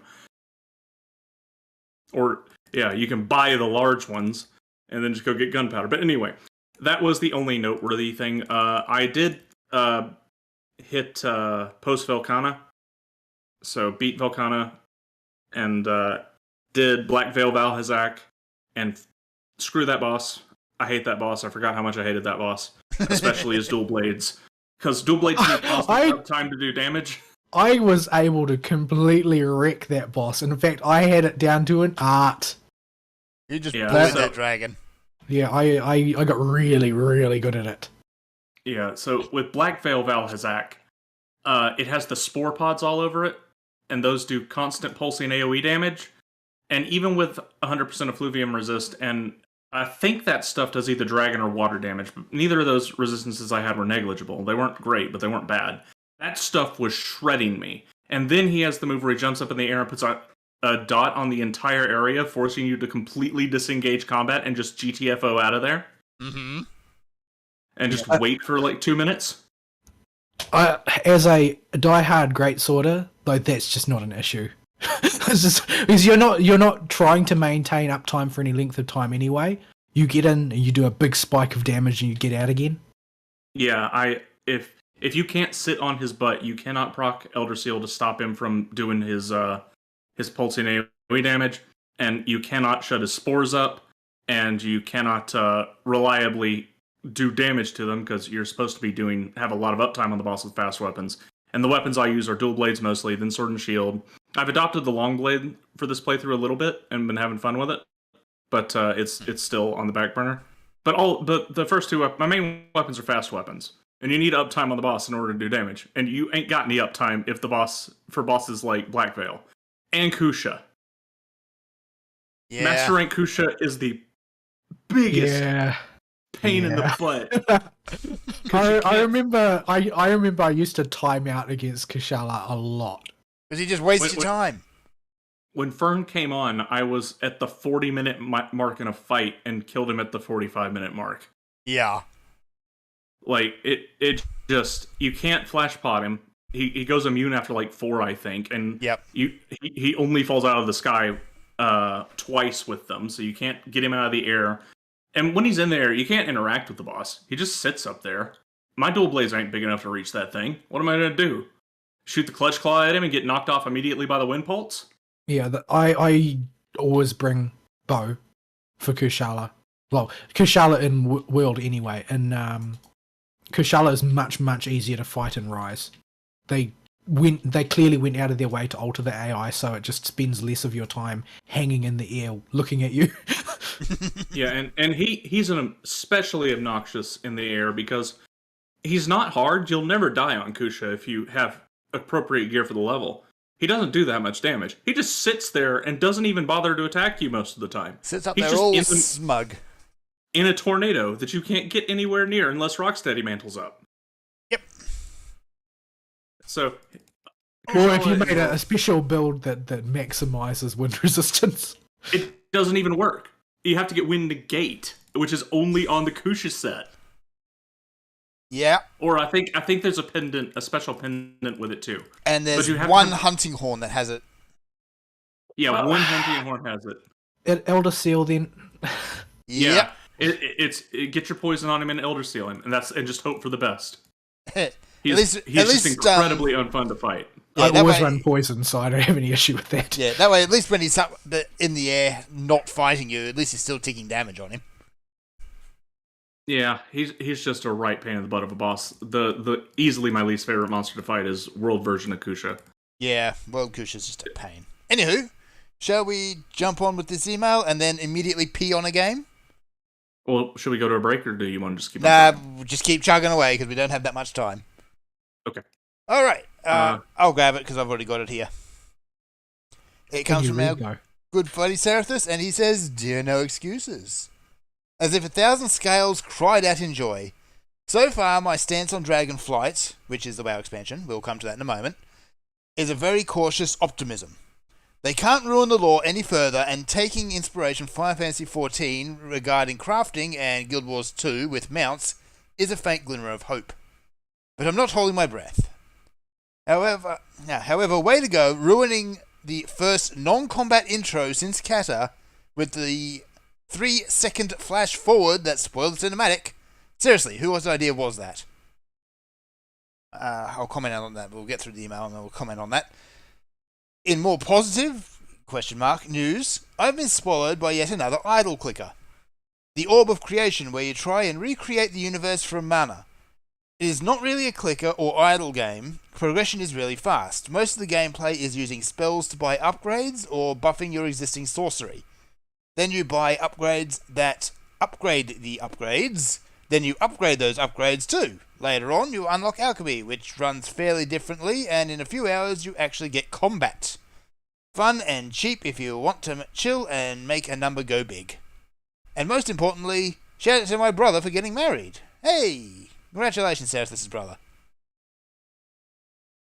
Yep. So, thank you for the email, Serathus. Let's unpick this thing.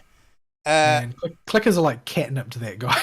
Clickers are I have an epidemic in my town. Everyone's going to die. Hooray! You're going to watch a town die out. Okay. So yeah, clickers. I haven't tried Orb of Creation, but it does sound similar to another one I did try, which I need to look up and remember the name of, which is recreate basically Earth, except you're doing it from basic elements, and you eventually just make number go big. What was it now? I'll remember it as soon as I see it. But that game, basically you have your first clicker, and it's a tech tree, which will get you clicking them more, and then you unlock sub-tech trees, which generally mean you have multiple clicker games going at the same time until you eventually reach a point where you need to reset the whole thing and start over. What was that one called now? Most of them are like that. It's yeah. Like Cookie Clicker and Clicker Heroes all have that system. I'll remember it later, no doubt. So yeah, clickers are just, they're a time waster, and that's all they aim to be, really. Some of them will have some interesting little mechanics in them, like the one I'm thinking of will give you little bits of scientific trivia about whatever technology you just unlocked. It's usually nothing more than like 2 or 3 sentences. And you will kill an awful lot of dinosaurs, because that whole thing needs, you basically drop the asteroid on the dinosaurs every time you hit a technology wall. So, yeah. So, let's see.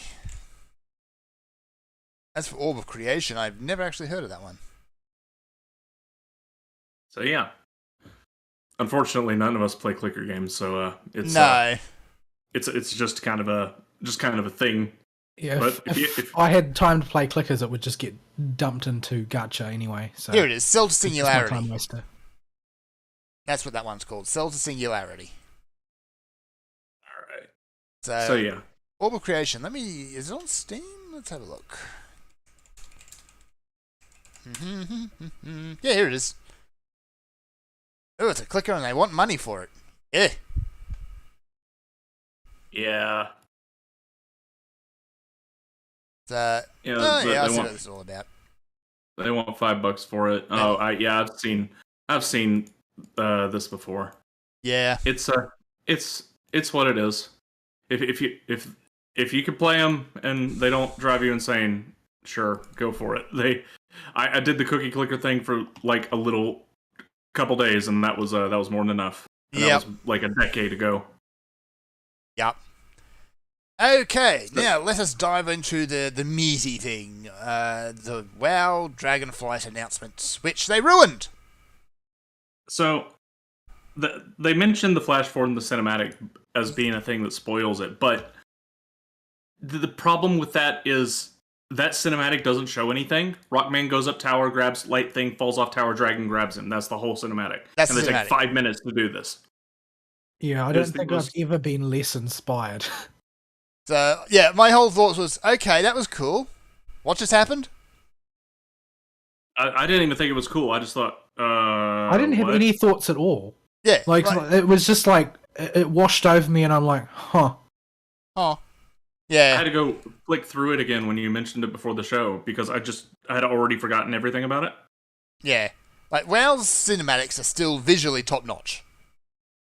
Well, they're not anywhere near as big of a gap ahead of everybody else as they used to. Not be. as Well, they used to be, no. They still claim to be top notch, sure, but like, did I enjoy Substance-wise- that? Did I enjoy that as much as I did the opening to Endwalker? No. Am I able? I don't think that I'm even confidently able to say that it looked better than the one for Endwalker. Because the one in Endwalker actually meant something. Well, it Like, also even looked on better. even on a purely technical level, it was shot well. Mm. It had more color to it. It was not ridiculously derivative. It was, generally speaking, a good cinematic experience in a way that this one for World of Warcraft was a completely banal experience. What good is having a ridiculously high poly count if you don't depict anything worthwhile with it? Yeah. I mean, the only thing that you could really point out and say, hey, I know what that is when Alex Stryzer shows up. That's it.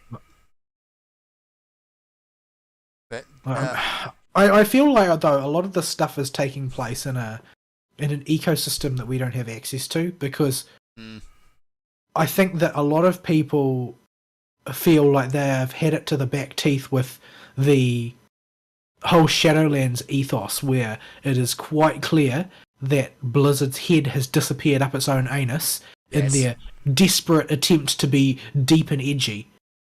And they just want some World of Warcraft again, and I think that Blizzard just don't know what to do, quite simply. And if they had tried to... I think people might have even acted worse if this cinematic was less boring, because they would be anxious that Blizzard was going to go full edgelord again. yeah. So, let's start with the positives, I suppose, on the announcements and all of that. They are not necessarily going full edgelord, and they're leaning onto a bit of the lore that, yeah, okay, they've already ruined, and they're probably going to have to retcon half of it, but it is still a interesting bit of the original WoW lore, which is all about the dragons. And yeah, I say they're going to retcon because, yeah, the dragons lost all their powers at the end of Cata, so... Yeah, and well, also the dragons are descended from elementals originally, aren't they? Like, they were basically forged out of that. By the Titans, yes. And the lore for the elementals has already been retconned half a dozen times. Like everything else in WoW, so... Retcons, I think, are more the expectation than the norm. The exception, rather. So, that's a good point. they've announced a few new bits of content. They're bringing back talent trees. Proper talent trees. They are bringing back the idea of talent trees. I still think they've got a lot to prove. Yeah, well, it's got to be better than our current system, which is the good one, the bad one, and the PvP one. Yeah. I don't even remember what the argument was in favour of doing that. It was probably something about something cookie cutter something. Something casual friendly something. So nobody wants to be friendly to casuals though. Yeah, so yes, bring that back. They've still dribbling little bits of information about the crafting system out, but it looks like they're taking a big bite out of the Final Fantasy apple from that one. Yeah, well, they haven't. They basically, the overall impression I got from watching their announcement and their roundtables was they haven't got any ideas of their own. Period. Well, end. The thing I actually got from those roundtables is that half the people didn't want to be there. It was clearly designed as a method of marketing how diverse they are. Yeah, that was their objective. Even though people who were there specifically to fill that diversity quota were the least enthused. Yeah, they like that one tranny that they had there said almost nothing. Yeah, the whole just looked like okay, can I go back to work now? So, yeah. So that was that. It's still the same Blizzard, even though they are under new management, or they're going under new management. They haven't changed on that all that much yet. Well, Eon's still in charge. Yes. And until Elon Musk sets Twitter on fire, which is going to happen any day, that's probably going to stay. So yeah, there's a couple of good points. You've got a kind of a physics-ish based flight system. Directly out of Guild Wars 2. Directly out of Guild Wars 2. Animations and all. Yes. But, I mean, I can see that being fun as a side project, a side distraction. If there's one thing that World of Warcraft has not got, it's gameplay. Like, you don't play the game. Like, your navigation is a chore in most MMOs where you've got flying. It's just it's a means to get from place A to place B, and actually injecting some gameplay into that is a value add. We already had all the gameplay added to flying we were going to, and that is running away from 100 different flying boots. Yes, well, I mean, the adding actual mechanics to flight in the sense that you can play flight does open up a different gameplay space that didn't exist before. Yes. Because the reason why the Netherwing thing worked is because flying was new there. But It was just trading on its newness. The things that they're cribbing out of Guild Wars 2 open up the ability to do things like aerobatics challenges and altitude challenges and races and that sort of thing. That development space is now open there. The big question is, will anybody care? Will it be good enough to make people care? Or will they force people to, quote, care, unquote, by gating gameplay power behind it? I'm worried, honestly. I half expect them to implement it as some sort of borrowed power system. Like your whatever it is, your Azerite power or artifact weapon or whatever is now your dragon. Based on their descriptions on their website, I don't think that they're planning to go that way. That they are going to have a progression tree for it, but that progression tree sounds like it's going to exist within that parallel gameplay space of aerobatics based stuff, which is as opposed to bleeding over into the combat space. The problem is, as I see it, is not that it will be borrowed power, but that it will become mandatory content because something which is optimal will be gated behind advancement of that, like your raid relic or something. Yeah, like it'll be some trinket or something that happens to be optimal, and it will just so happen that you need to have, be a master rank flyer having completed challenges 5, 7, and 12, and this will give you access to another challenge that will allow you to get the best trinket in the game. Yeah, and suddenly everybody who wants to be competitive in PvE has to do that. Yeah. So honestly, I do expect them to do that because they learn nothing. They have They've not shown the propensity to take the right lesson from anything. They have come out and actually physically said that they don't want to do borrowed power this time. But that really doesn't hold any water. Well, there's never been anything that they weren't willing to go back on. Exactly. So there's that. We got the new race and class, which come as a set. You become a dragon person, and you become the evoker, which is all about dragon magic. You have a healing spec and 2 DPS. Yeah, I don't have any strong feelings about the class. Like, I philosophically, I don't have any problem with a race-specific class. Like, No. I just don't care that much, especially since it's about being a dragon. Like, the class is being a dragon. The class is not. Yeah, the class is you are dragon. Calling it evoker is surplus to requirements. They should just call Like, it dragon. Yeah, it's like play a dragon. You're a and you've dragon, got these here you go. abilities. But yeah. So the thing is that I think that they look incredibly cringe. I just don't like how they look. They look off. Yeah, they look like DeviantArt. A bit. They look like people's Dragon OC on DeviantArt. Yeah, I was about to say, this looks like something you find on either DeviantArt or like, what's that Affinity. Yeah, no, it's not quite that- DeviantArt. They don't have ridiculously oversized genitals attached to them, so it's not quite DeviantArt. I mean, you know for a fact, as soon as this game comes out, baddragon.com is going to get like 1 million new It's sales. already happening, no doubt. No doubt, because this is the internet. Oh my goodness. So, I mean, yeah, we're all going to a you've- bad place. It looks like it's got that Worgen structure, right? Where you've got a more humanoid form and you've got a more bestial form. And But- that you've got customization for both. But you'll spend all your time in the bestial form because it'll automatically throw you into it whenever you're in fight. Yeah. Yeah, because that's the impression I get anyway. Their humanoid form is not pure humanoid, which seems kind of odd considering the dragons don't seem to have had any significant problems adopting pure humanoid forms historically. But they've chosen not to do that, and instead you're just sort of like you are as much a dragon as a Makote is a cat. Yeah, so you're That type a of thing. human with dragony bits stuck on you. Yeah. Yeah, Yeah, you're a rubber forehead alien. But unfortunately, that's not going to get much screen time compared to scaly form. Like, they showed a few of the combat animations, and like one of them is you jump up into the air, spread your wings, and fly over your target breathing fire. Ending up in the fire and dying. Inevitably, yes. Yeah, those mandatory movement abilities where you, on the server side, are passing through the intervening space and don't reset to where you ended up in the beginning. There's a lot of pitfalls to those. So saith the red mage. Either pitfalls in the sense that, like,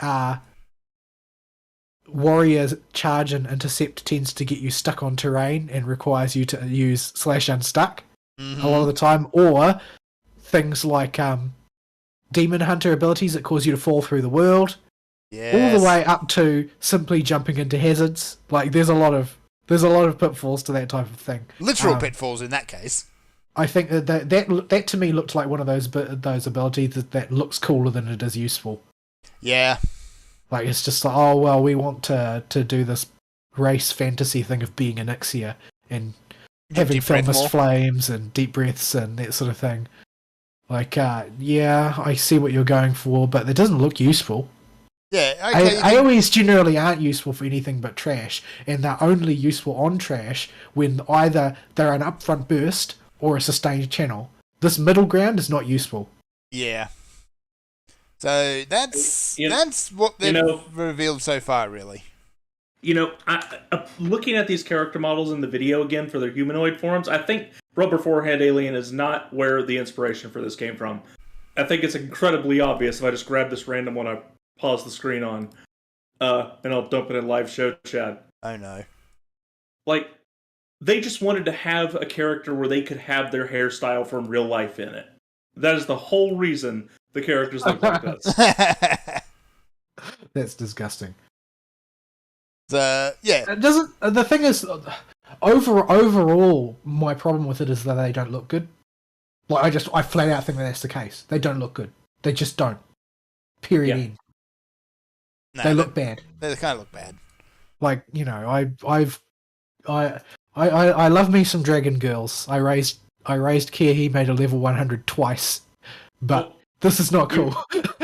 You raised characters that have dragon aspects to them, but are still, for all intents and purposes, human to level 100. As far as the waifu factor is concerned, these are too much and too ugly. They look like the stereotypical pictures of whatchamacallit, drag queen story hour. Oh dear. Just go through this video and look at all the I don't want to. models It's that go on. horrible.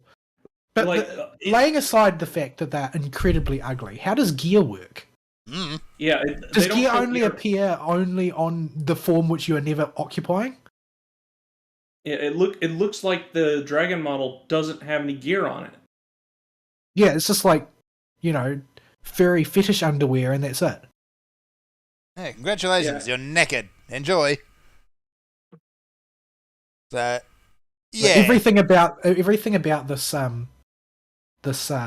race, I think, is visually unappealing at best. And the class, like, I hope that the animations they showed are early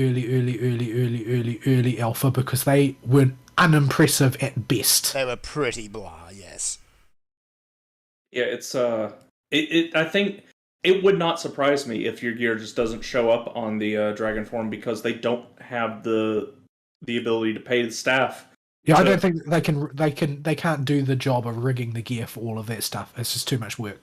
There's Yeah. a lot of gear they got to go through. Like, I think that the whole reason that they've got a human form is because they didn't want to actually have to rig the gear for a dragon. So if you want to see your gear, you got to be human. Otherwise, you're naked. Enjoy. I don't see why they didn't just stick to the humanoid form. Like, it seems like even having the dragon form at all is just a waste of their time. Yeah, you could have actually used a proper dragon form for certain abilities, and then it immediately pops back. Just make Aura them are cool down. ridiculously popular. Like, you don't need to worry about that. If you make them actually look nice, people will play them. Yeah. Yeah, Female Aura look nice. Like, Males have a serious attitude problem. if I was going to race change, which I'm not, I would change to Aura. But you're a cat. Like, that's the only other type of girl I will accept. So yeah, at least on this side, so far, they haven't completely screwed the pooch. Yet. Well, they also have completely failed to engage. Like, Yeah. I'm not seeing anybody excited about this who isn't huffing hopium. Like, the highest praise that I can see from the average WoW player is exactly what Seraph said. Cautious optimism. Like, that's the highest praise that it's getting. That's Yes. the most excitement that it's getting, is I'm cautiously optimistic. And usually It might- closer to the cautious than the optimistic. It might not just grab me by the dick and punch me. Like, it might not do that. Maybe. There's a chance that I won't be deeply offended by the crap that they serve up on my plate. That's the highest praise people have got. That's not actually hopeful. That's That's not not good. actually, in any other world, that would not be classified as optimism. That'd be, it's just like, you're setting your expectations so low that anything was going to come out looking better because it's still in the marketing stage. Yeah. What else could have possibly happened? Yeah. The bar for people's expectations was honestly set so low, it was a chalk line on the ground. Oh, don't worry. As I said before, Blizzard will bust out the jackhammer. They will and reach for the limbo under that jackhammers. thing. They will limbo right under that line. Yeah. Yeah. I suppose the other thing notable with the introduction of the Evoker is the introduction of the gameplay mechanic of holding a spell, which you Which can I don't find in a mind. few. You can find in a few MMOs here and there. Yeah, I think Guild Wars has a few of those. The question is, like, how will they implement it?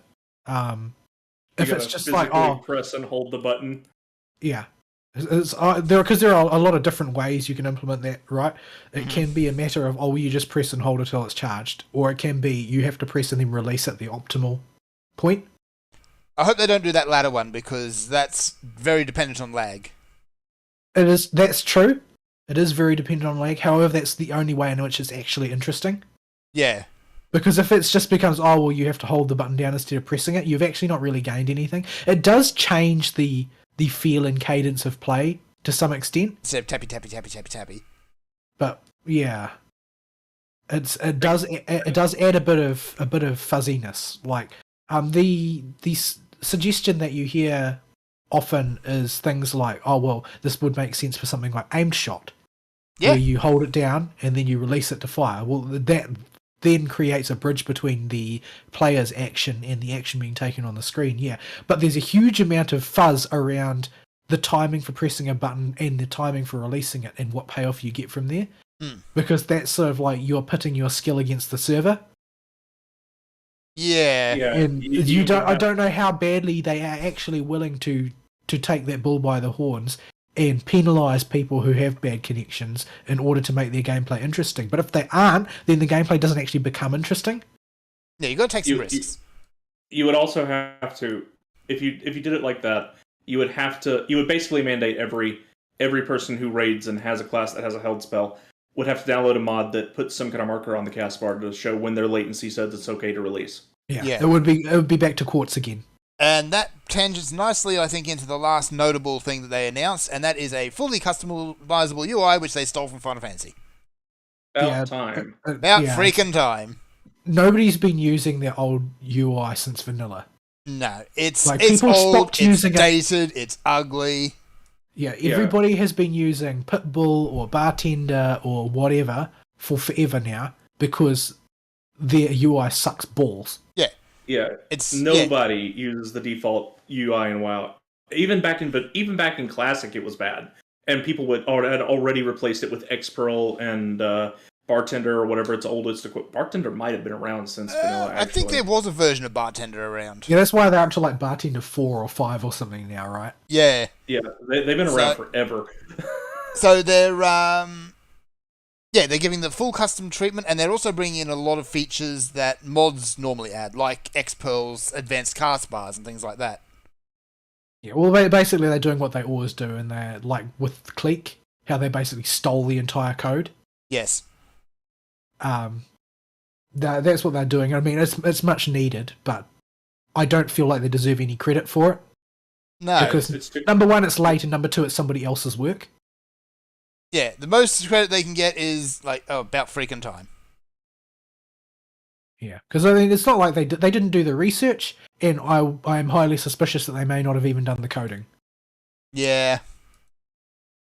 Like they let somebody else converge on the ideal way to do the UI, and then they stole it. That's basically what they're doing. They stole the inbuilt customizability system from FF, and they stole the sort of core design elements from their modders. The only advantage that I see of it that I like the look of is, which it has over FF's, is that it binds the layouts to the jobs. Yes. In the specs, which I wish FF did, because there are some things that you can set it up in a roundabout way, but it's not like by default always like that. Looking at you, Astros. Yeah, because there are certain things, like, because I've got custom layouts set up, like I have two whatchamacallits, bar layouts that are dedicated to giving me collapsible menus. Yep. So I can pop up a job menu, select the job, and then close that menu again. Mm-hmm. But what that means, because it's a workaround, so I have to set up all of my UI elements twice. Yeah. Every time I unlock a new job gauge, I have to try and get it in the exact same position on two different UIs, and that's way harder than it sounds. Way harder than it sounds, because the Snap 2 is not accurate. Yeah. So, with that, actually, it's time to start wrapping up, by the way. What? We didn't even talk about crafting. No, but I don't know. I think we need to see a bit more about crafting yet. But basically, the short version is that they've stolen the gearing system and the stat system from Final Fantasy. From Final Fantasy, for both gathering and crafting. If you're going to steal a crafting system, steal Final Fantasies. But they'll steal the bad parts, not the good parts. They're stealing the part where you've got to grind up a stat, but they're not stealing the part where crafting has gameplay. Yeah. Yeah. Yeah. I sat down for a whole month and learned that crafting in Final Fantasy 14. And then they changed it. Well, they didn't change it that much. No, and they didn't change it on Ari. They changed it on me. Right. I learned it in A Realm Reborn, and it does not resemble it anymore. Oh, it's changed like 3 or 4 times since then. Yeah. Well, yeah, it's got its expansion tweak that made a couple quality of life improvements and changed around some of the ways stuff like that stacking buff that I forget the name of. Yeah. Works, in a quiet. Yeah, that one. They that changed how that works and how you can build it up, but everything else was pretty much the same, and you could figure it out. Yeah. So anyway, as long as you've done it before. Yep. Let's start wrapping up. Yeah, all right. Fern's got to get out of here. Run away. Gotta work like a responsible adult. I know, right? Where's the fun in that? It's not. It's not. All right, folks. Y'all got any closing comments? No. Hopefully next week we'll come back and talk about the Alliance raid. Yeah. Also, I'm half expecting us to come back next week and say, "Hey, guess what, everyone? Blizzard just shut the bed." Well, we say that like there's like once every 3 weeks we have a Blizzard story. Yeah. So yes, there's at least a 1 in 3 chance you will be right. Yes. Well, maybe Elon will buy it. Maybe. But it's like, you know what? I don't think Microsoft need Blizzard. I think I'm going to buy it. I'll buy it from Microsoft. I'll buy Microsoft. I'm going to buy World of Warcraft. I'm just going to go build Azeroth. Can he buy Microsoft and tell Microsoft to not advance forward with their plans to put tailored ads inside Windows Explorer itself, please? Yeah, hope you guys know how to mod your PCs, and do not upgrade to the newest Windows. Honestly, yeah. I hope that Gaben gets his way and that a Linux distro comes out that's calibrated for gaming and has most of that stuff figured out so that people can just, drop right in. Yeah, because I've had enough of Windows. It's just giving me grief. If a Linux distro can come out where it's just everything just plugs in the same way it does Windows, I'd happily jump over. I can't save stuff to my music folder anymore. Why not? I have to save it somewhere else and then move it in there because I don't have permission. Oh, the permissions. Yeah, they just keep gating more and more crap behind. Well, sometimes the permissions just turn up for absolutely no reason. Yeah, Microsoft has been especially bad about just locking junk behind walls when it comes to the user modifying their own experience on the PC.